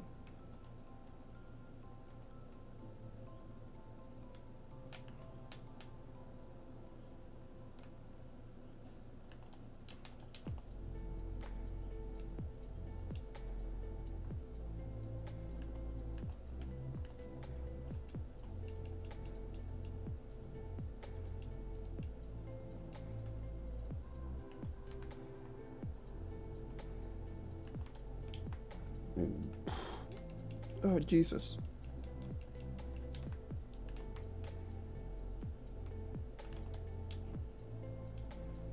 Now this one feels much better, much smoother. It's overall better. This is why Raptor Berserker is like the best ally in the game. That is so good.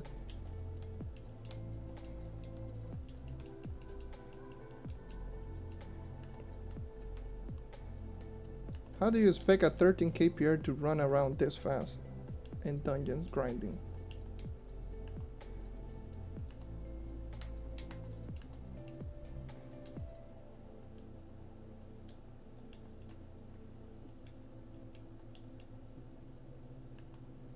Oh god, the lag.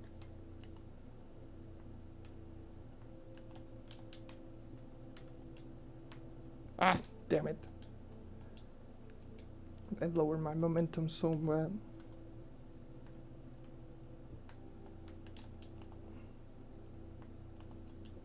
Wait, let me go permafrost. I might get to level 26 in this stream and just end it. Because I really need to grab something to eat. I really need to, you know, feed the pets outside. So I shouldn't be grinding for that long anyways today. But it's been a really fun long stream. It really has. Like one of the biggest peak in terms of live view for any streams. Like A lot of people watch this stream, which I find it very surprising, because for the most part I just talk nonsense or just talk stuff that probably anyone isn't interested in, let's be real. But it was fun.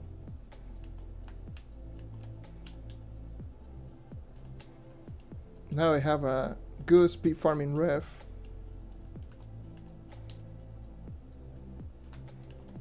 I could get to level 27 much quicker. Not 27, 26.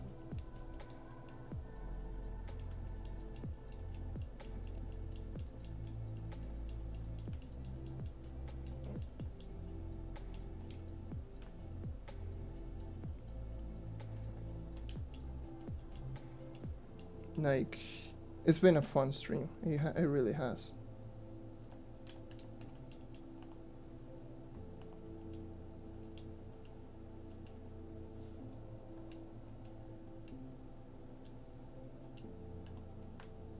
Going over the amount of things that, like, we cover a lot of topics. Like, I wanted to do, by the way, I wanted to do a similar video to like the class rebalancing, but for subclasses. But I'm not extremely super 100% familiar with subclasses, especially for something like the Tomb Raider subclass, which can be quite complicated, to be honest. Even though the subclass still sucks. Still.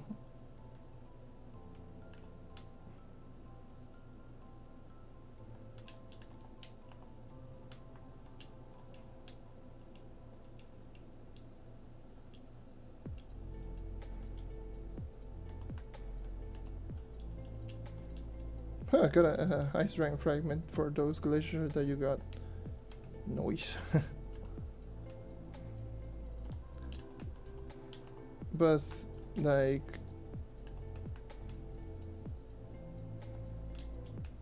that was the thing.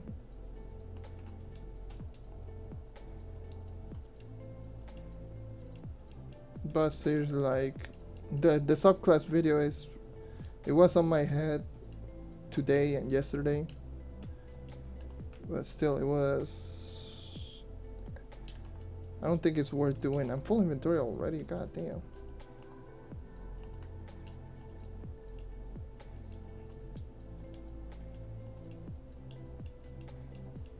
And that is the struggle to keeping up with a Neon Ninja. A problem with it, but.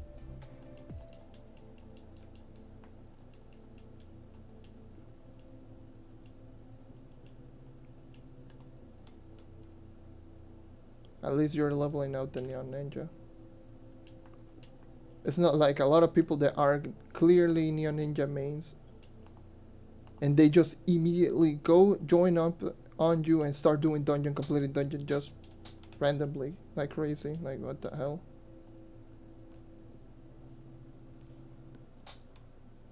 Let me grab the cornetto. I need to collect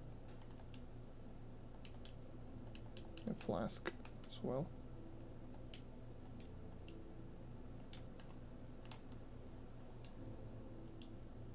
No, but like, seriously, you have no idea how many times people just join in. I want to join in with you, and like, who? Okay, you probably want some help. If you want some help, then I don't mind. And this is with my main account, and I'm just either testing out a new character, like for example let's say using the Candy Barbarian on Uber 10, and they just join in with their Neon Ninja, which they clearly can do the Uber 10 by themselves, but no, they just join in and just start doing dungeons like crazy. That's also one of the reasons why I always like doing the Trove endgame recording by myself. Like, I really don't want anyone to join in when I'm doing those kinds of things, like the Trove endgame, because for example, for the most part, I'm testing the character out. I'm just showcasing how the character plays out and doing proper like in-game examples. And imagine me trying to do an example that just people joining in and killing all the random enemies, while me trying to do an example. just because they want to try to show off.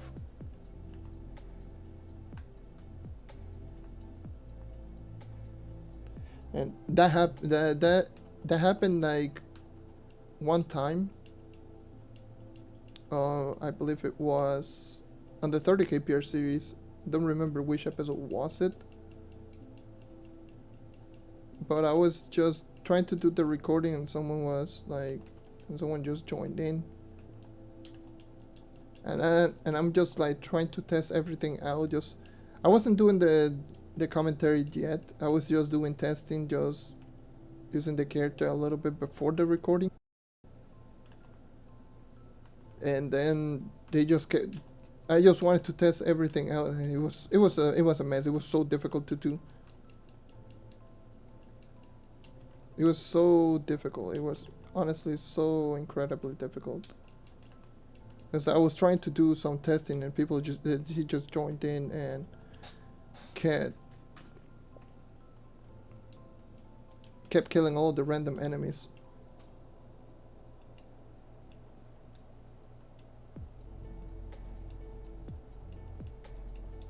Noise.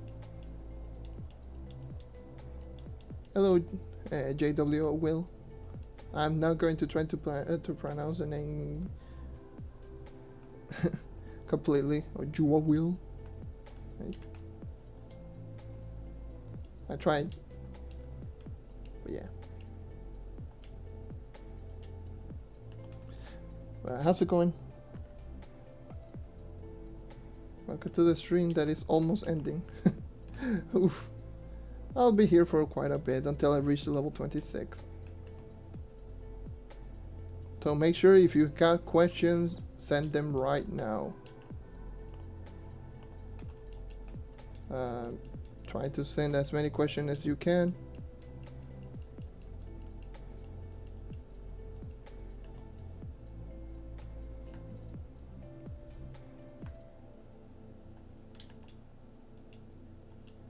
I'll try to answer as many as I can, because yeah. Unnecessary amount of bombs. Jesus, what the hell was that lag?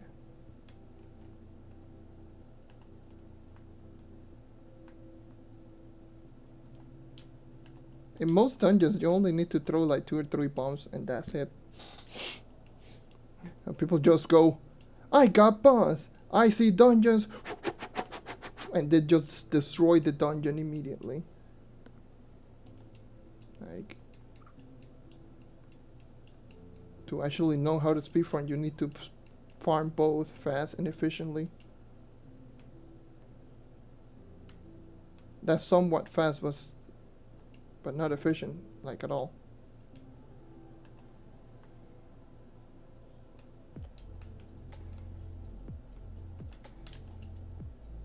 Let's see if there's a boss.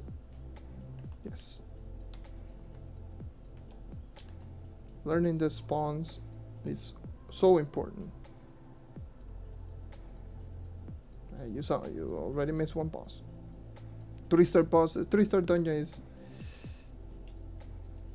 Don't go directly. If you're doing 3-star dungeons, don't ignore the other 1-star dungeons. Just try to get as many as you can. Oops. Oh, rip. Learning the dungeons is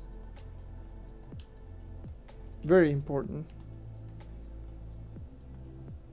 It's as important, if not more important, to know where the dungeons are located or bosses are located than just having high movement speed on a character, and that's it. Speed farming isn't just high movement speed on one class and that's it. You need to learn where every boss is located. So learning where every single boss is located is just as important, if not sometimes even more important, because you know where you're going.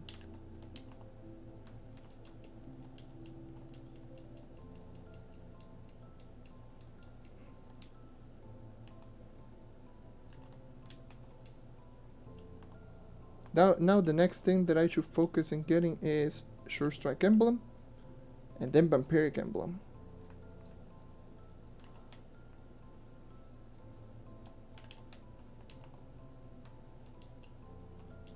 Not Emblem. I said Vampiric Emblem, Vampiric Bile. I remember. Realization, like... Jesus. 966 for the Somber Souls? Guess who's gonna put some Somber Souls to sell overnight? A boy. The Cornerstone. God damn it. I hate this.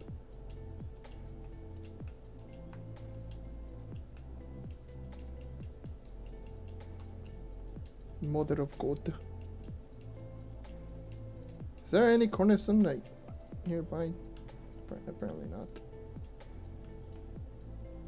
Probably there's one, but yeah, Ninja no Classroom. I see you.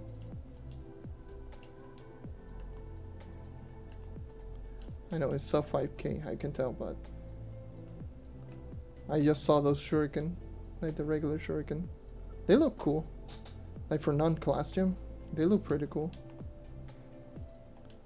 Well, I cannot grab that recipe. No, screw that.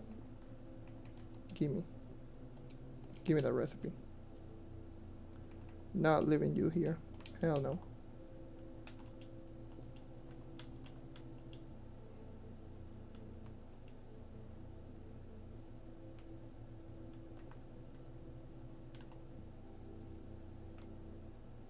Oh yeah. I remember the Cinnabars.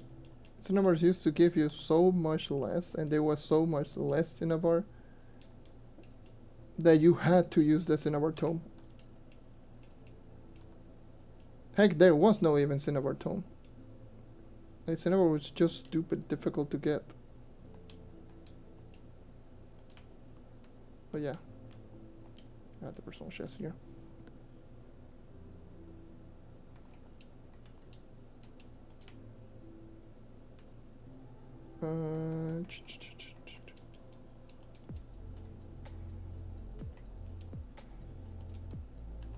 The hell are you doing, boss?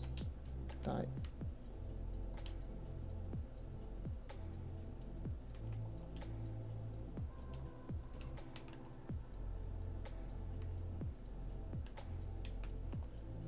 Alright, moving on. We're almost level 26. So, yeah. The stream is almost over. That's going to be the timer. Getting closer to 26. As soon as we get to 26, done. You know what? I'm interested to see how much I've. 2 hours and 41 minutes. That's how much in total? 3 hours and 45. Almost 4 hours. Well, technically 4 hours because this is a two-parter. The other part it was 20 minutes.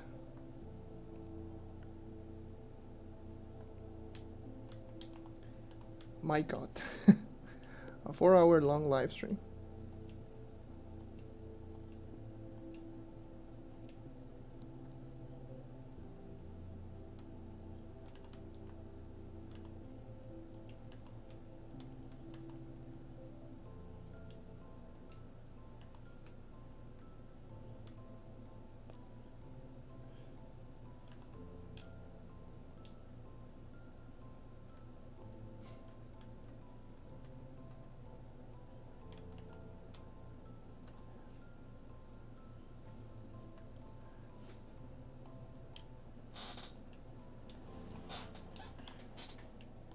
Okay, almost done.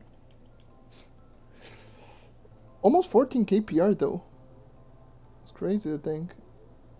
Oh, hold on. Oh yeah, this is happening. I press. God. I press on the Sony Vegas, hold on.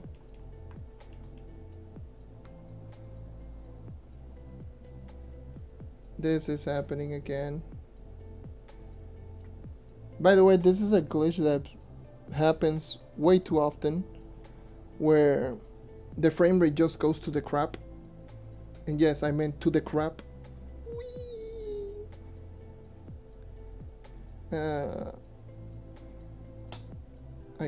I just clicked on Sony Vegas like an idiot. I didn't mean to click on Sony Vegas.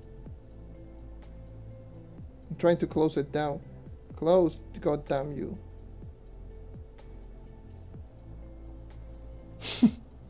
Damn it!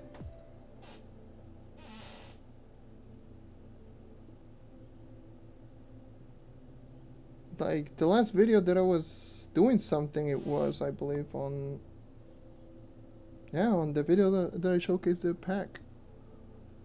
Well, I guess we have to wait until Sony Vegas decides to open. Why? And why are you taking so long?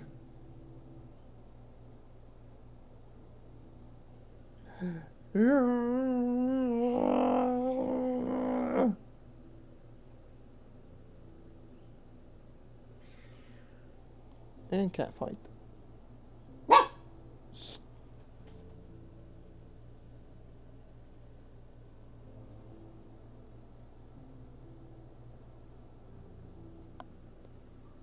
Thank you, Sony Vegas. Now you can stop.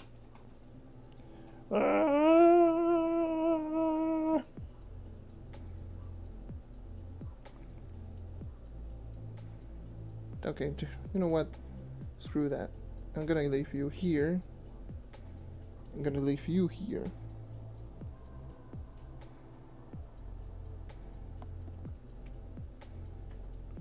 Now. Okay! I got the new mount. Randomly. Thank you for the 100 master points. I mean, I'll take it.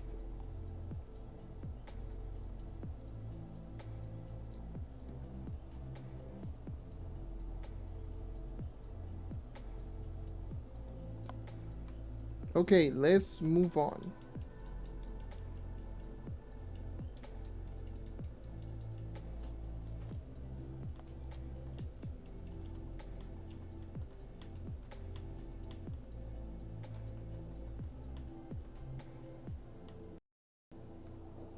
Trying to get myself to level 26, and it's been that much worse.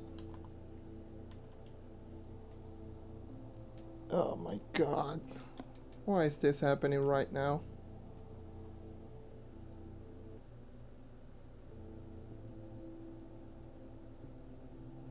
Let me do the usual checkup. Let me restart OBS again. God damn it, OBS, why are you so bad? Hold on. This might cause like a little bit of a pause, but OBS has been quite the bastard.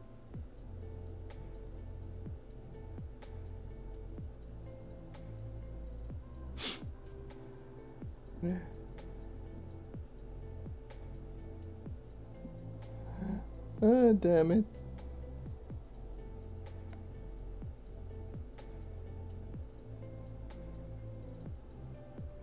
Let me see if finally this helps out, because the frame rate is trash.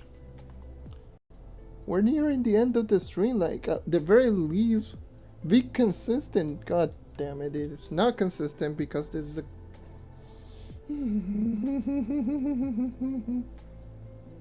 why is this happening right now? What the hell did I do last time? I don't remember what I did. I closed down this. Let me refresh. You. Holy god, the amount of load time. Why? We're just nearing the end of the stream. Like, at the very least, be consistent for the love of God.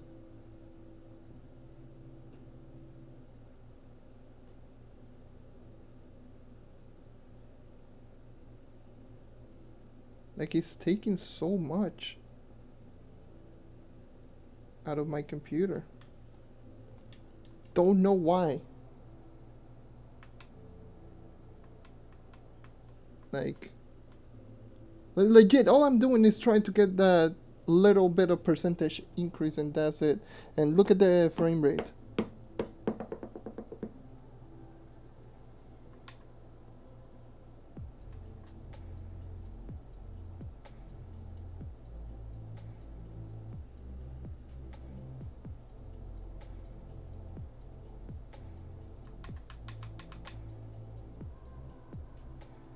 It's like it doesn't even want to work.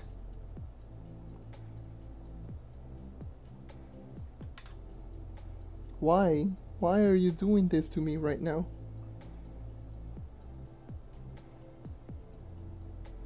I wish I had my second monitor. Like, god damn, I wish I had it. Because this is annoying.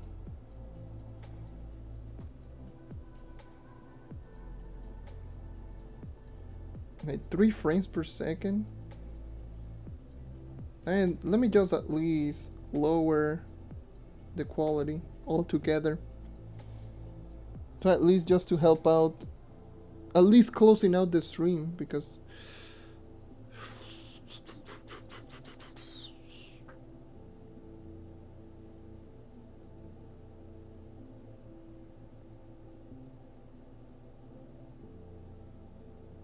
let me just look for max performance.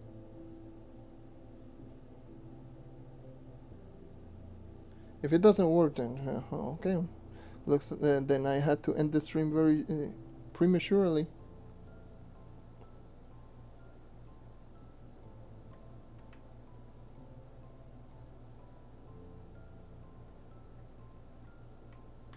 Nope. Yes. OBS is just being trash.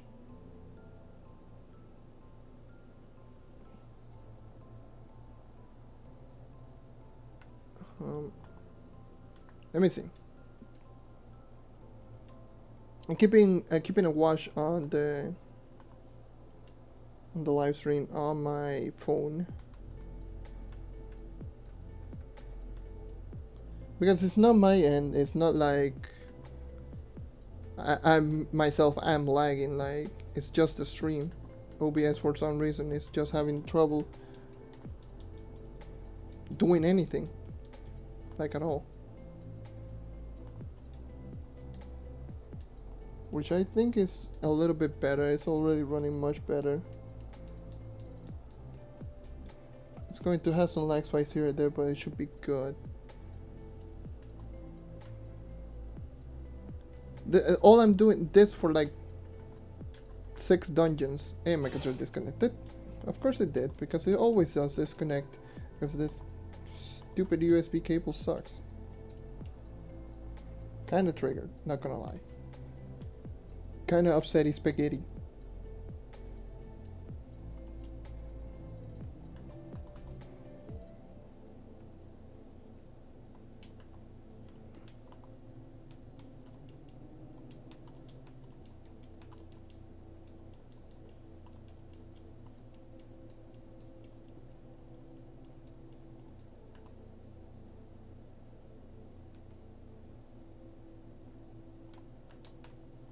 Like, legitimately, all I'm doing this is for like 6%. Not 6%, like 5 or 6 dungeons, and that's it.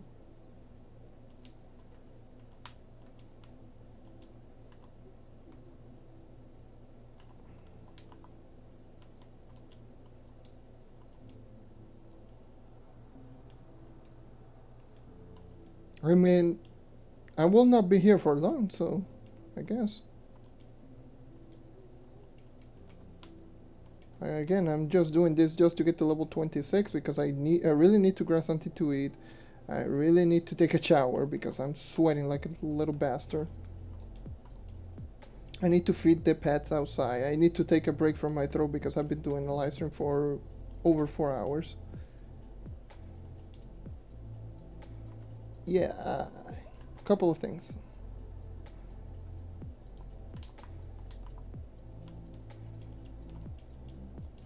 This should be the last dungeon before I level up.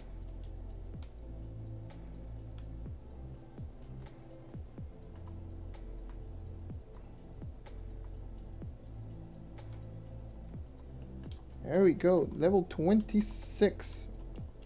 Let me grab a cornerstone. What do I unlock at 26? New air gem. Okay.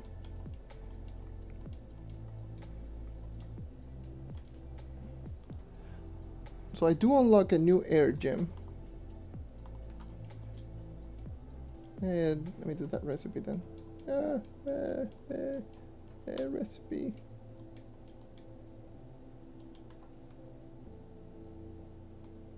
Another recipe. Recipe.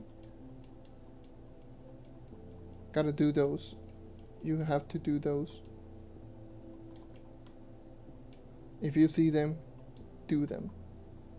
Anyways, that should be the last one. I grab the cornerstone.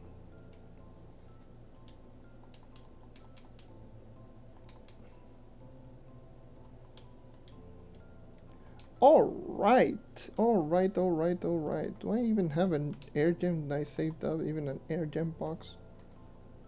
I don't think I have. Jeez, 179 boxes. Hey, I got a Fierce Radiant, so might as well just keep that one.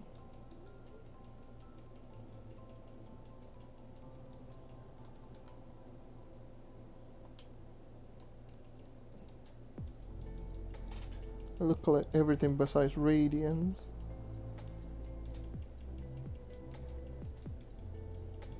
At least Radiant Fire. Oh, it's physical damage, crit hit, so it's going to be pretty nice to help out to ease up Uber 9 once I start doing that, once I get to 30. I mean, I'll save out that that fire gem too.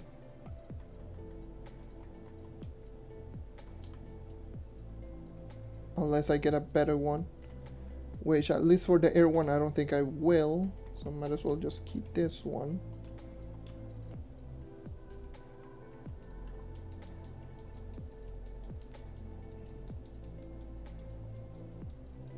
Ow. Ow. Ow. Ow. Let me see the fire. I mean the water. The air. Not water, not fire. It's the air. I'm an idiot. I don't know. The fire, the water, the air. Such a dumb person. Okay, so there's a magic damage double max health. There's a physical damage, crit damage max health. I mean, I don't need max health right now. I got plenty. Even to survive into Uber 9. With Vampire and Vanquisher. Yeah. I got plenty. I'm gonna level up this gem. I got crit hit, crit damage, and crit hit again. So I got plenty of crit hit. 14.3 KPR, 52. Oh my god, so many 5. 52.3k physical damage, 52.8 crit hit, 573.8 crit damage. So many 5, so many 5. But I mean, I could level up my class gem. I'm going to use this once I don't care for, because this is not going to be replaced for anything. I mean, I could do something. I could do a little bit of a weird experiment. So, do I have a gem forge? I don't need to. I got a club for it. God damn it! What the hell is wrong with me? Do I have a gem forge? I got a club with all of the crafting table. God damn, I'm such an idiot sometimes. Hashtag logic not on point. Hashtag what the hell is wrong with me? Hashtag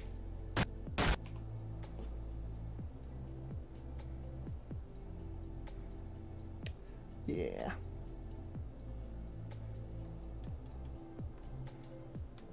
Oh my god, that lag. I'm gonna risk it for the biscuit, since I do have a perfectly rolled 2-1, and I do have 2 contain chaos sparks. Wish me luck. Crit hit. Perfect. There we go. I got a perfect class gem. Boom. Boom. Perfect class gem. Hell yeah. Got really lucky on the rerolls. Not gonna lie. So, yeah. So I got a 2 light Vampire Vanquisher 3-star. I got a perfect class gem. All I need is 2 of these. Which I do have an Empower Water gem. To be fair. Even those 2 stars still decent. But at the very least, I know I have a perfect class gem now. Those 2 rerollers that I got from the event came in clutch, not gonna lie. Now I have 168k max health, which is still not bad.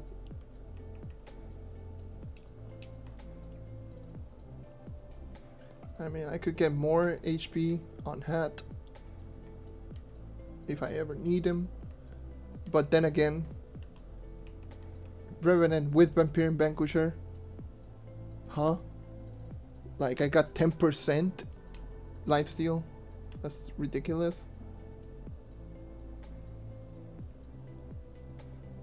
But yeah, that is a big boy progress. Let me just grab these 5 horseshoes. Grab a class gem key. Why not? Like, again, I don't need a class gem for this character. Got a perfect hashtag flex, hashtag I'm happy, hashtag very hashtag, yeah.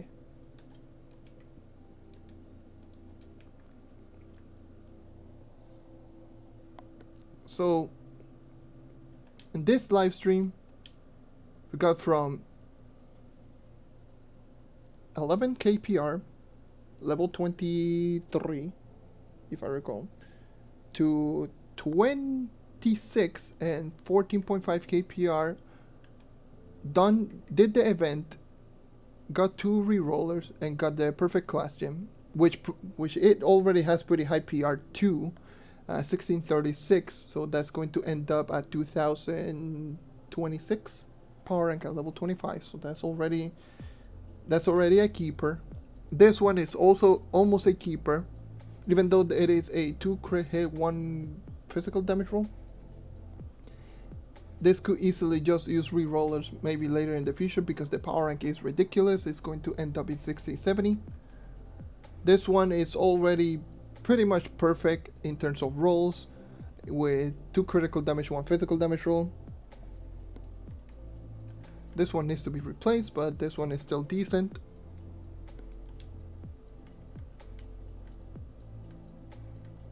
My Vampire Vanquisher is, even though it is a physical damage crit hit roll, well, crit hit in stats, it's still a 2 light roll Vampire Vanquisher. Low PR, but still it's pretty decent.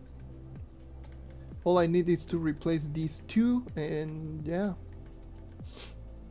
start working my way up and getting new gems, which is quite nice. But I think that is the end of the stream. 14.5 KPR, level 26 Revenant, 4-hour long live stream. A bunch of mess up and screw up thanks to OBS, and it's been a blast. So everyone out there, thank you for watching, thank you for sticking around as always. More live stream coming soon regarding this new account.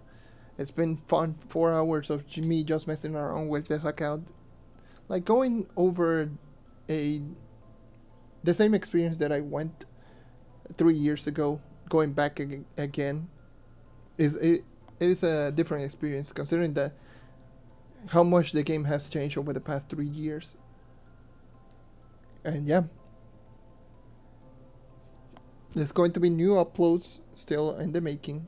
I don't know if I will make the how to complete the event on the new event because it's so easy. I might just end up posting the link to the event on my community tab with Trovesaurus because it's such a short event. I've already showcased how to complete it both times with this account and my main account. So yeah, that is all for me. Thank you everyone once again for watching. Subscribe if you want to see more live stream. Turn on the bell notification thingy-majiggy just to get notified whenever I'm doing a live stream. And that is all for me. Once again, thank you for watching. I hope to see you next time. Take care and keep on hunting. See ya.